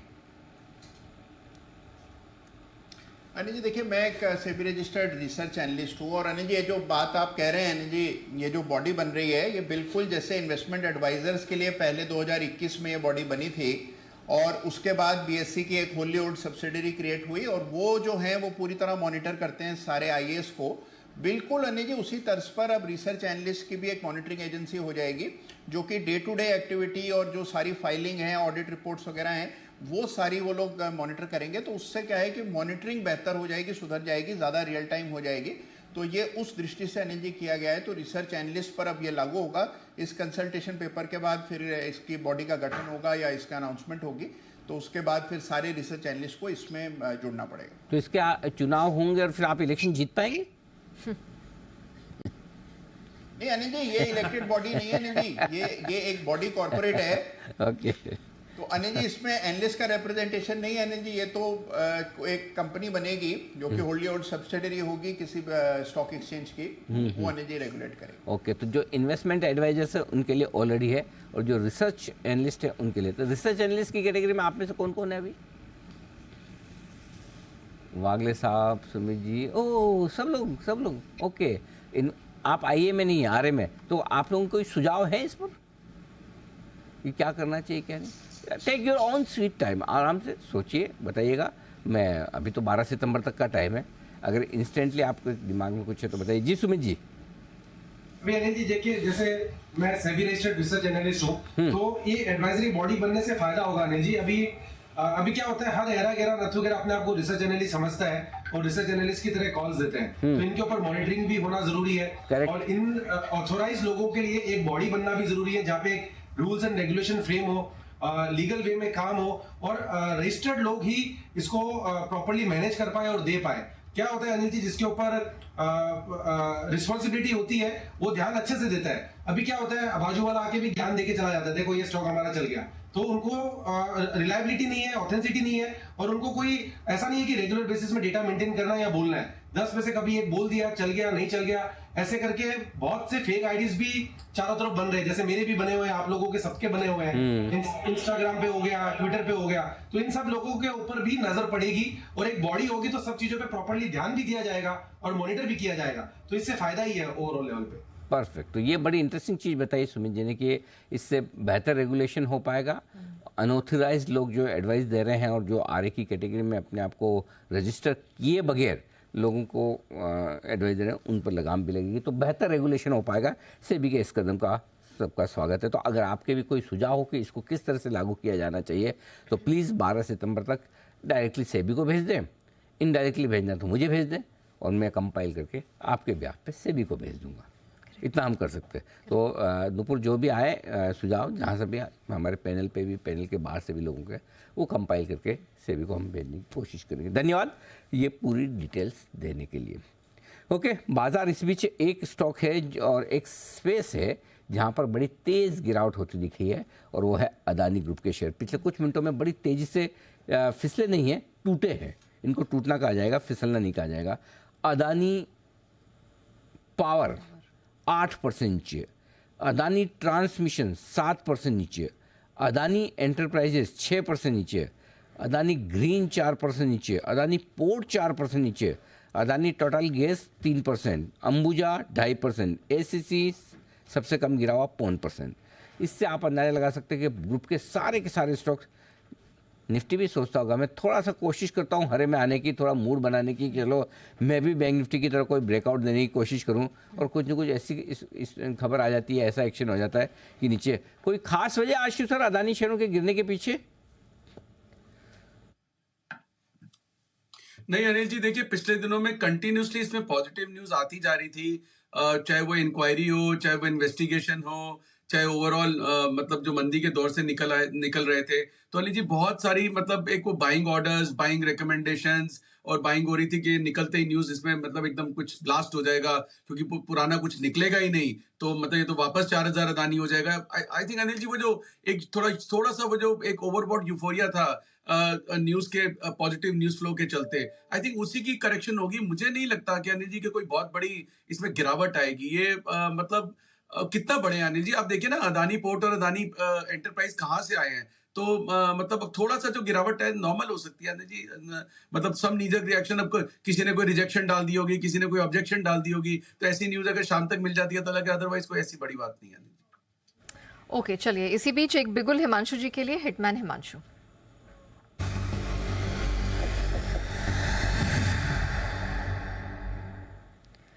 हिमांशु जी बताइए।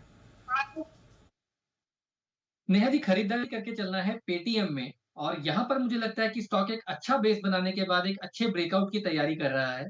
और मेरा ऐसा मानना है कि ये जो स्पेस है, न्यू एज कंपनीज ये वैसे भी पिछले कुछ दिनों में अच्छा करते आई हैं, और पेटीएम में eventually higher highs higher lows का सीक्वेंस बनता हुआ नजर आया। आज के सेशन में 890-892 रुपए के आसपास जो रेजिस्टेंस था, जो काफी समय से स्टॉक फेस कर रहा था, उसको स्टॉक काफी अच्छे वॉल्यूम्स के साथ टेक आउट करता हुआ नजर आ रहा है। तो पेटीएम में खरीदारी करके चलने की सलाह रहेगी। यहाँ पर मेरा ऐसा मानना है कि 925 और 940 रुपए तक के दो टारगेट्स 1 से 2 दिनों में आते हुए नजर आ सकते हैं। स्टॉप लॉस के तौर पर 883 रुपए के नीचे का स्टॉप लॉस के साथ पेटीएम में खरीदारी करें। थोड़ा सा कोई डिप मिलता है 892 रुपए के आसपास, तो वहां पर पोजीशन को और ऐड करके चलने की सलाह रहेगी। पेटीएम 900 रुपये पर पहुंचता हुआ 550 550 रुपये से जिस दिन इसका बायबैक का ऐलान हुआ तब से लगातार हका हमारी रिकमेंडेशन लिस्ट में रहा। हमें कह रहे थे कि इसको जल्दी में बेची बार 4 डिजिट का माफ़ कीजिएगा 4 डिजिट तक पहुंच जाने दीजिए, उसकी तरफ तेज़ी से बढ़ता हुआ अब 900 रुपये के आसपास और नया ये तब हो रहा था जब किसी को पसंद नहीं था, कोई देखना पसंद नहीं करता था पेटीएम को। बिल्कुल। आप देख लीजिए उस समय ऐसा सबको, मतलब पेटीएम, पॉलिसी बाजार, जोमेटो 50 रुपए में, किसी को पसंद नहीं आता था। सबका भरोसा हिल चुका था उस अब टाइम। सबको अच्छे लगते थे। करेक्ट। बिल्कुल, तो ये है आपके लिए पेटीएम, अभी भी है, होल्ड करें। जोमेटो है, होल्ड करें, चिंता न करें। आशीष आ चुके हैं लंबी छुट्टियों के बाद बैन से बेनिफिट बताने के लिए।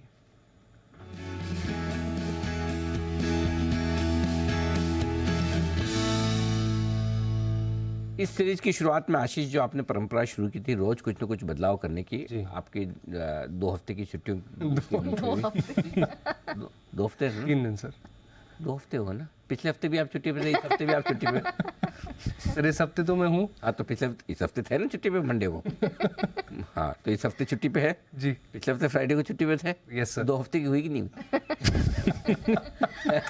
कैलकुलेशन बराबर कीजिए। ओके, बताइए, तो बैन से बेनिफिट में कुछ बदलाव है आज? सर एक तो लिस्ट इतनी लंबी हो चुकी है, 1 दर्जन स्टॉक आ गया हमारे पास, 12 स्टॉक है और लंबी छुट्टी लंबी लिस्ट। बाहर निकलने के लिए 2 एक्सेप्ट ही कर लिया आज। लंबी छुट्टी लंबी sir, boss is always right. 3 दिन को मान लिया 2 हफ्ते की हुई है। वेरी नाइस, बताइए। सो 2 स्टॉक है सर जिसमें पॉसिबिलिटी है कि बैन से बाहर आ जाए, लेकिन क्योंकि समय बचा हुआ है तो उम्मीद है 15 मिनट है हमारे पास, अभी भी 80% से नीचे नहीं है। पहला स्टॉक है सेल, 80.80% 80.45% है, तो थोड़ा सा रुकना पड़ेगा। और जी एंटरटेनमेंट यहाँ पर भी अगर आप देखें तो 80.66% है, अभी भी दोनों स्टॉक में 80% से नीचे नहीं है। स्लाइट चांसेस हैं कि स्टॉक बैन से बाहर आ जाए। बाकी के तो सारे स्टॉक का तो अपडेट नहीं दूंगा, बहुत लंबी लिस्ट है। सबसे ज़्यादा है BHEL करीब 109% के साथ, और सबसे कम है सेल 80.5%। लेकिन लगातार बदलाव हो रहे हैं, 2 स्टॉक आपके बैन से बाहर निकल जाएंगे तो एक स्टॉक एंट्री करने के लिए भी पूरी तरीके से तैयार हो गया है। आज बड़ा मूव भी यहाँ पर देखने को मिला, स्टॉक का नाम है सन टीवी। कल थी यहाँ पर पोजीशन करीब 77% के आसपास, आज बड़ा जंप है, 104-105% हो गई है। 95% के आंकड़े को काफ़ी अच्छी तरीके से क्रॉस कर लिया। सन टीवी आपको बैन में पक्का मिल जाएगा। 2 स्टॉक हैं, समय के साथ इनकी उम्मीद है जी एंटरटेनमेंट और सेल बैन से बाहर आ सकते हैं। ओके, तो ये है आपके लिए जी एंटरटेनमेंट और सेल बैन से बाहर आने की तैयारी में। और बैन में जाने की तैयारी किसकी है? सन टीवी की। सन टीवी की। तो अब होंगे तो 3 बदलाव होंगे। सन टीवी पहुंच जाएगा, सन टीवी पहुंच ही जाएगा, 100% पहुंच जाएगा। ये दोनों बॉर्डर पे हैं, लगता है निकल जाएंगे बाहर, उम्मीद से है सर। 15 मिनट है हमारे। जी और सन सेल, ये है दोस्तों जिन पर करना है आपको फोकस। धन्यवाद आशीष, बहुत ही बढ़िया ये सारी बैन से बेनिफिट का अपडेट देने के लिए। आइए, त्योहारी सीजन से पहले स्टाफ की मांग में बड़ी बढ़ोतरी हुई। स्टाफ मतलब जो आपको काम करने वाले लोग चाहिए ना, ऑर्गेनाइजेशंस में, शॉप्स में, मॉल्स में, इस तरह के लोगों की बड़ी ज़बरदस्त रिक्वायरमेंट हो रही है। किस सेक्टर में कितनी डिमांड आ रही है ज़रा जान लीजिए, समझ लीजिए। कुशल हमारे साथ हैं पूरी डिटेल्स लेकर। सर, क्वेस्कॉप की एक इंटरेस्टिंग रिपोर्ट आती हुई दिखी है। क्वेस्कॉप आप जानते ही हैं अपने आप में एक सबसे बड़ी, one of the biggest staffing companies है इंडिया में। और जिस तरह से यहाँ पर उनकी जो रिपोर्ट आ रही है उससे यही पता चल रहा है कि अप्रैल से अगस्त के बीच में अगर आप YOY बेसिस पर इस सेम पीरियड का कंपैरिजन पिछले साल से करेंगे तो यहाँ पर 23% की बढ़त हमें देखने को मिली है। यानी कि अभी जो अलग अलग पोर्टल्स पे यहाँ पर ये जो रिक्वायरमेंट्स हैं ये करीबन 32,000 से ज़्यादा पहुँच चुकी है। और जो सेक्टर्स हैं जिन पे सबसे ज़्यादा डिमांड आ रही है उसमें BFSI, manufacturing and industrial. In fact manufacturing industrial का खास मैं मेंशन आगे भी करूंगा क्योंकि परसेंटेज वाइज यहाँ पर सबसे ज़्यादा बढ़त होती हुई दिखी है। रिटेल और टेलीकॉम जैसे सेक्टर्स हैं जहाँ पर सबसे ज़्यादा रिक्वायरमेंट आती हुई दिख रही है। इनफैक्ट महंगाई और मुनाफे की जो चिंता का माहौल बना हुआ है उसके बावजूद भी इन सब स्पेसेस में आपको काफ़ी बड़ी रिक्वायरमेंट सामने निकल कर आ रही है। और त्योहारी सीजन के जैसे जैसे हम करीब पहुँचते हुए नजर आएंगे तो प्रति महीने 5,000 से ज़्यादा हर महीने यहाँ पर और नौकरियाँ जो है जुड़ती हुई नज़र आ सकती हैं।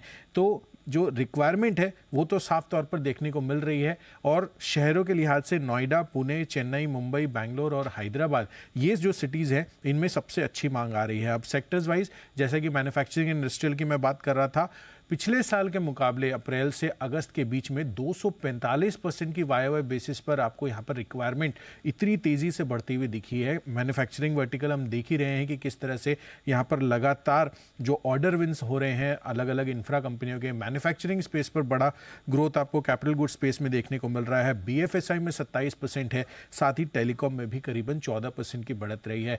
बट ये रिपोर्ट में सबसे इंटरेस्टिंग बात तो ये है की जो सेंटिमेंट है वो एक थोड़ा सुधर रहा है और मैन्युफैक्चरिंग एक बड़ा सेक्टर निकल कर आ रहा है। ओके चलिए, तो ये क्वेस्कॉप की रिपोर्ट में निकल कर आ रहा है और ये कुछ ऐसे पॉकेट्स हैं जहां पर त्योहारी सीजन में नौकरियों की भरमार रहने वाली है और खासे मौके यहां पर मिलेंगे। आइए कुछ बजिंग स्टॉक्स पे फटाफट फोकस कर लेते हैं और देख लेते हैं क्या राय निकल कर आ रही है। टाटा मोटर्स दिन के निचले स्तर के पास है, प्रेशर में है ये स्टॉक इस समय। हिमांशु जी कैसे लग रहे हैं चार्ट, क्या सलाह होगी? नेहा जी देखिए, बहुत शॉर्ट टर्म में अगर मैं एक दो दिन का व्यू लूं तो कोई फिलहाल कुछ बहुत बड़ा सेटअप या स्ट्रक्चर में चेंज नहीं है। स्टॉक के कंसोलिडेशन फेज में है। 620 रुपए और 600 रुपए ये एक ब्रॉडर रेंज है। लेकिन अगर मैं बड़ा सेटअप देखता हूं तो मुझे लगता है कि लगभग 650 का हाई बनाने के बाद स्टॉक एक अच्छा डिसेंट करेक्शन दिखा चुका है। तो 600 रुपए के आसपास खरीदारी की का व्यू बनाना चाहिए। लोअर एंड के आसपास रिस्क रिवॉर्ड फेवरेबल है। फिलहाल कोई सेटअप या स्ट्रक्चर ऐसा नहीं बन रहा है कि इमीडिएटली एक दो दिन के लिहाज से कोई तेजी देखने को मिले, बट 600 रुपए के आसपास ये स्टॉक का रिस्क रिवॉर्ड पोजिशनल तौर पर काफी अट्रैक्टिव नजर आता है। इसी के साथ वक्त हो गया है आनंद सर की 3-20 की स्ट्रैटेजी का।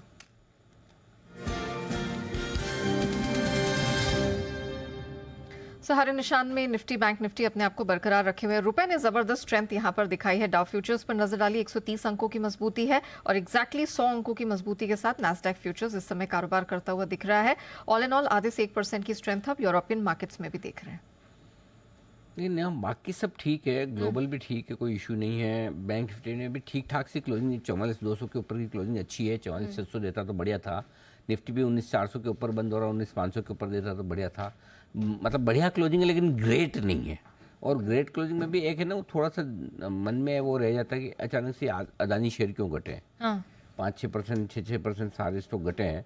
तो थोड़ा सा वो ओवरनाइट पोजीशन रखने में, स्पेशली लॉन्ग पोजीशन रखने में आपको थोड़ा वो हिचकिचाहट रहती है कि अरे कहीं कोई ऐसी तो नहीं खराब खबर आने वाली जो हमको नहीं पता। करेक्ट। नहीं तो 7-7, 8-8% ये स्टॉक जिस तरह से टूटे हैं, इसका मतलब आमतौर पर ऐसी कोई खराब खबर आनी हो तो ही इस तरह से स्टॉक टूटते हैं। अदानी एंटरप्राइजेज देखिए 6% नीचे, पोर्ट 3% नीचे, पावर 8%, 7% नीचे। सो आई थिंक थोड़ा सा वो एक ओवरनाइट लोग थोड़ा सा कोशिश रहेंगे। मेरा ये मानना है, हालांकि क्लोजिंग जिस तरह की हो रही, थोड़ी सी अपसाइड बनती है और ग्लोबल भी मजबूत है, तो आप एक काम कर सकते हैं, 19,300 के पुट ऑप्शन के साथ अपनी लॉन्ग पोजीशन को होल्ड कर सकते हैं। 44,200 के पुट ऑप्शन के साथ बैंक निफ्टी की लॉन्ग पोजीशन को होल्ड कर सकते हैं। फ्रेश पोजीशन भले कल बना लें। बैंक निफ्टी तो खैर अच्छी मजबूत क्लोजिंग दे ही रहा है, निफ्टी की भी बुरी नहीं है, बहुत अच्छी तो नहीं।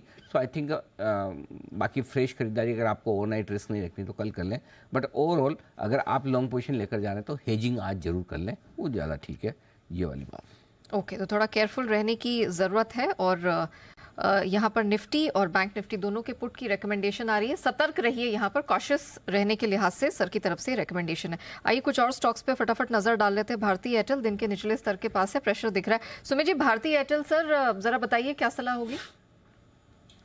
थोड़ा सा दबाव देखने को मिल रहा है, प्रॉफिट बुकिंग आ रही है स्टॉक में। कल और परसों बहुत स्ट्रॉन्ग मूव देखने को मिला था, लेकिन आज स्टॉक के अंदर सेलिंग प्रेशर है। स्टॉक के अंदर नीचे में जो इमीडिएट सपोर्ट बनेगा ट्रेडिंग के लिहाज से 865 का बनेगा।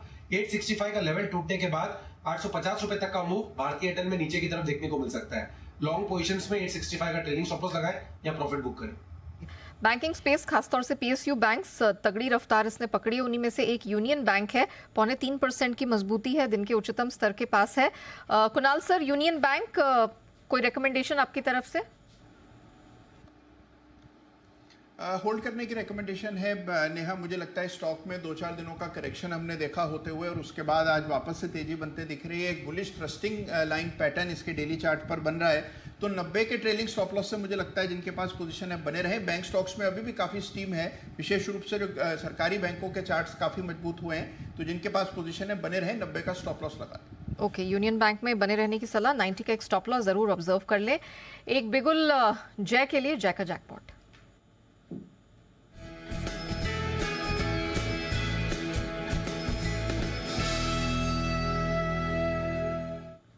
जय बताइए। जी बिल्कुल है, यहाँ खरीदना है HAL का फ्यूचर्स खरीदे। फ्यूचर्स के लेवल से अभी 4024 4025, तो 4024-25 ये रेंज में HAL फ्यूचर्स चल रहा है, इसको खरीदने चला है। इसका भी टाइम वाइज एक अच्छा करेक्शन हमें देखने मिला। प्राइस वाइज इतना करेक्शन हालांकि इसमें आया नहीं, बट टाइम वाइज अच्छा एक करेक्शन आया और एक अच्छे कंसोलिडेशन में से निकला। इनफैक्ट क्लोजिंग बेसिस पर अगर आप देखेंगे नेहा, तो this is likely to close at its all time high about the levels of 4000।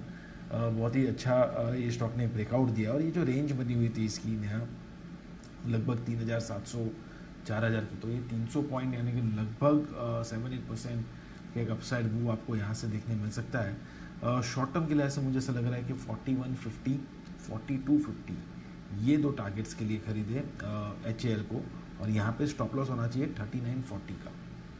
के तो HAL फ्यूचर्स यहाँ पर करिए फोकस। HAL में आज सुबह भी हमने रिकमेंडेशन आते हुए देखी है और भरोसा बढ़ता हुआ 4150 4200 के टारगेट के लिए 3940 का स्टॉप लॉस लगा के करें खरीदारी। कुछ और स्पेसेस हैं मजबूती और गिरावट दोनों वाली। हुडको पर एक बार नजर डाल लेते हैं, दिन के उच्चतम स्तर के पास इसमें ट्रेड होता हुआ दिखाई दे रहा है। बंसल सर, हुडको बताएंगे सर क्या राय होगी इस पे? नया खरीदारी की राय है हुडको में, जिनके पास है एक तो होल्ड करें, और कितनी बार मैंने और कुणाल जी ने इसको 44-45 से रिकमेंड करते आ रहे हैं, और हमारे टारगेट्स 90-95 के हैं। वीक मार्केट में भी स्ट्रेंथ दे रहा है, तो जिनके पास है होल्ड करें। करेक्शन पे 71-72 के अराउंड मिलता है, तो उन स्तरों पर नई खरीदारी की राय होगी। ट्राइडेंट पर भी एक बार नजर डाल लेते हैं। कुछ अच्छी खासी गिरावट यहाँ दिख रही है, दिन के निचले स्तर के पास 4% की कमजोरी। सुमित जी, ट्राइडेंट के अंदर पोजीशंस होल्ड करके चल सकते हैं। एग्जिस्टिंग पोजीशंस को ट्रेलिंग स्टॉप लॉस लगाएं। स्टॉक का नीचे में 36 35 50 ये सपोर्ट बनेगा। ये लेवल अगर नीचे में टूटे तो फिर प्रॉफिट बुकिंग कर लें, क्योंकि 1-2 दिन 3 दिन की अच्छी बढ़त के बाद फिर प्रॉफिट बुकिंग देखने को मिलेगी। तो ट्रेलिंग स्टॉप लॉस लगा के होल्ड करें। फ्रेश खरीदारी डिप में करना होगा। सर एक क्विक अपडेट दे दूं यहाँ पे कि रुपए में जबरदस्त स्ट्रेंथ देखने को मिल रही है। $1 अभी 82 रुपए 70 पैसे के पास पहुंच गया है, और हम देख रहे हैं ऑलमोस्ट यहाँ पर 2 से 3 हफ्ते के हाइस के पास ट्रेड होता हुआ दिख रहा है। आज ओपनिंग से या दिन के निचले स्तर से देखा जाए तो हम कह सकते हैं कि ऑलमोस्ट 30 पैसे की जबरदस्त स्ट्रेंथ यहाँ पर बनती हुई दिखाई दी है। तो 82, 70, 71 के पास रुपया इस समय, और अच्छी खासी स्ट्रेंथ लगातार छठे दिन हमने उसमें मजबूती देखी है। डॉलर इंडेक्स में हल्का सा प्रेशर है, ब्रेंट में हमने प्रेशर आता हुआ देखा है, तो आप कह सकते हैं कि दोनों का एक कलेक्टिव इन्फ्लुएंस यहाँ पर डेफिनेटली देखने को मिल रहा है। लेकिन कुछ और स्टॉक्स पर जरा फोकस कर लेते हैं। IRFC यहाँ पर हमने कुछ प्रेशर बनता हुआ देखा, और एकाएक आखिरी मोमेंट्स में ही यहाँ पर थोड़ा स्पाइक लोअर साइड में प्रेशर बनता हुआ दिखाई दिया। हिमांशु जी, IRFC नेहा जी, देखिए कोई बड़े ट्रेंड पर ऐसा कोई बड़ी चेंज यहाँ पर नहीं है। बड़े अच्छी तेजी के बाद, अपने वर्टिकल रैली के बाद मैं कहूंगा ब्रॉडली एक साइडवेज कंसोलिडेशन ही है। तो मेरे लिए जब तक स्टॉक 46 रुपीज के ऊपर होल्ड करता है, यहाँ पर जो पोजिशनल तेजी की पोजीशंस हैं उनको होल्ड किया जा सकता है। फ्रेश खरीदारी के लिए अभी कोई फिलहाल ट्रिगर यहाँ पर नहीं बनता हुआ नजर आ रहा। ओके, जोमैटो में खासी स्ट्रेंथ दिखाई दी है, 95 के पास 3% की मजबूती। जोमैटो में इनफैक्ट हमने एंड में यहाँ पर स्पाइक भी बनता हुआ देखा है। कुणाल सर, जोमैटो कुछ आपको स्पेशल दिख रहा है चार्ट्स पे? देखिए, लगातार मैंने और राकेश जी ने जोमेटो पर खरीदारी की राय दी है नेहा, और इसमें स्पेशल ये है कि जब अनिल जी ने इस पर खरीदारी की राय दी थी उसके बाद इसमें ज़बरदस्त तेज़ी बनी। मैंने और राकेश जी ने भी खरीदारी की राय दी है। चार्ट बहुत ही बेहतरीन है, और हमें लगता है कि स्टॉक अब 120 रुपये की ओर बढ़ रहा है, तो हर गिरावट में इस पर बाय करके चलना चाहिए। अब एक बेस बन चुका है जो लगभग 87 के आसपास है।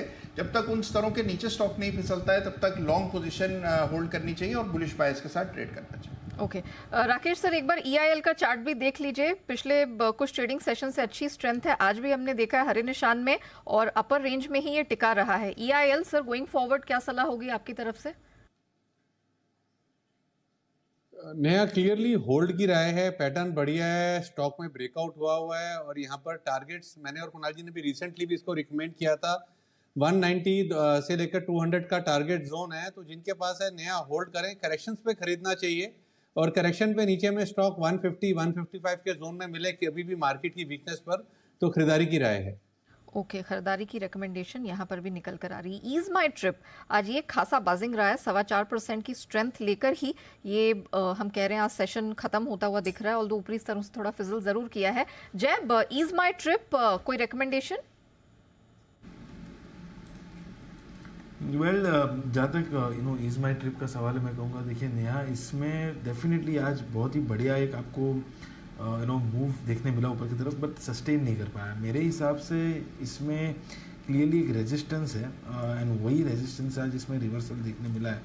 So I think about the levels of 45 एक क्लियर आपको ब्रेकआउट आते मिलेगा इज माई ट्रिप में, otherwise till then it can be sideways to negative. Okay, आज चुनिंदा ऑटो स्पेस में हमने अच्छी स्ट्रेंथ देखी, मारुति, भारत फोर्ड सब में अच्छी खासी मजबूती के साथ ट्रेड होता हुआ देखा। एस्कॉर्ट्स कुबोटा लेकिन दिन के निचले स्तर के पास यहाँ पर दिखाई दिया है।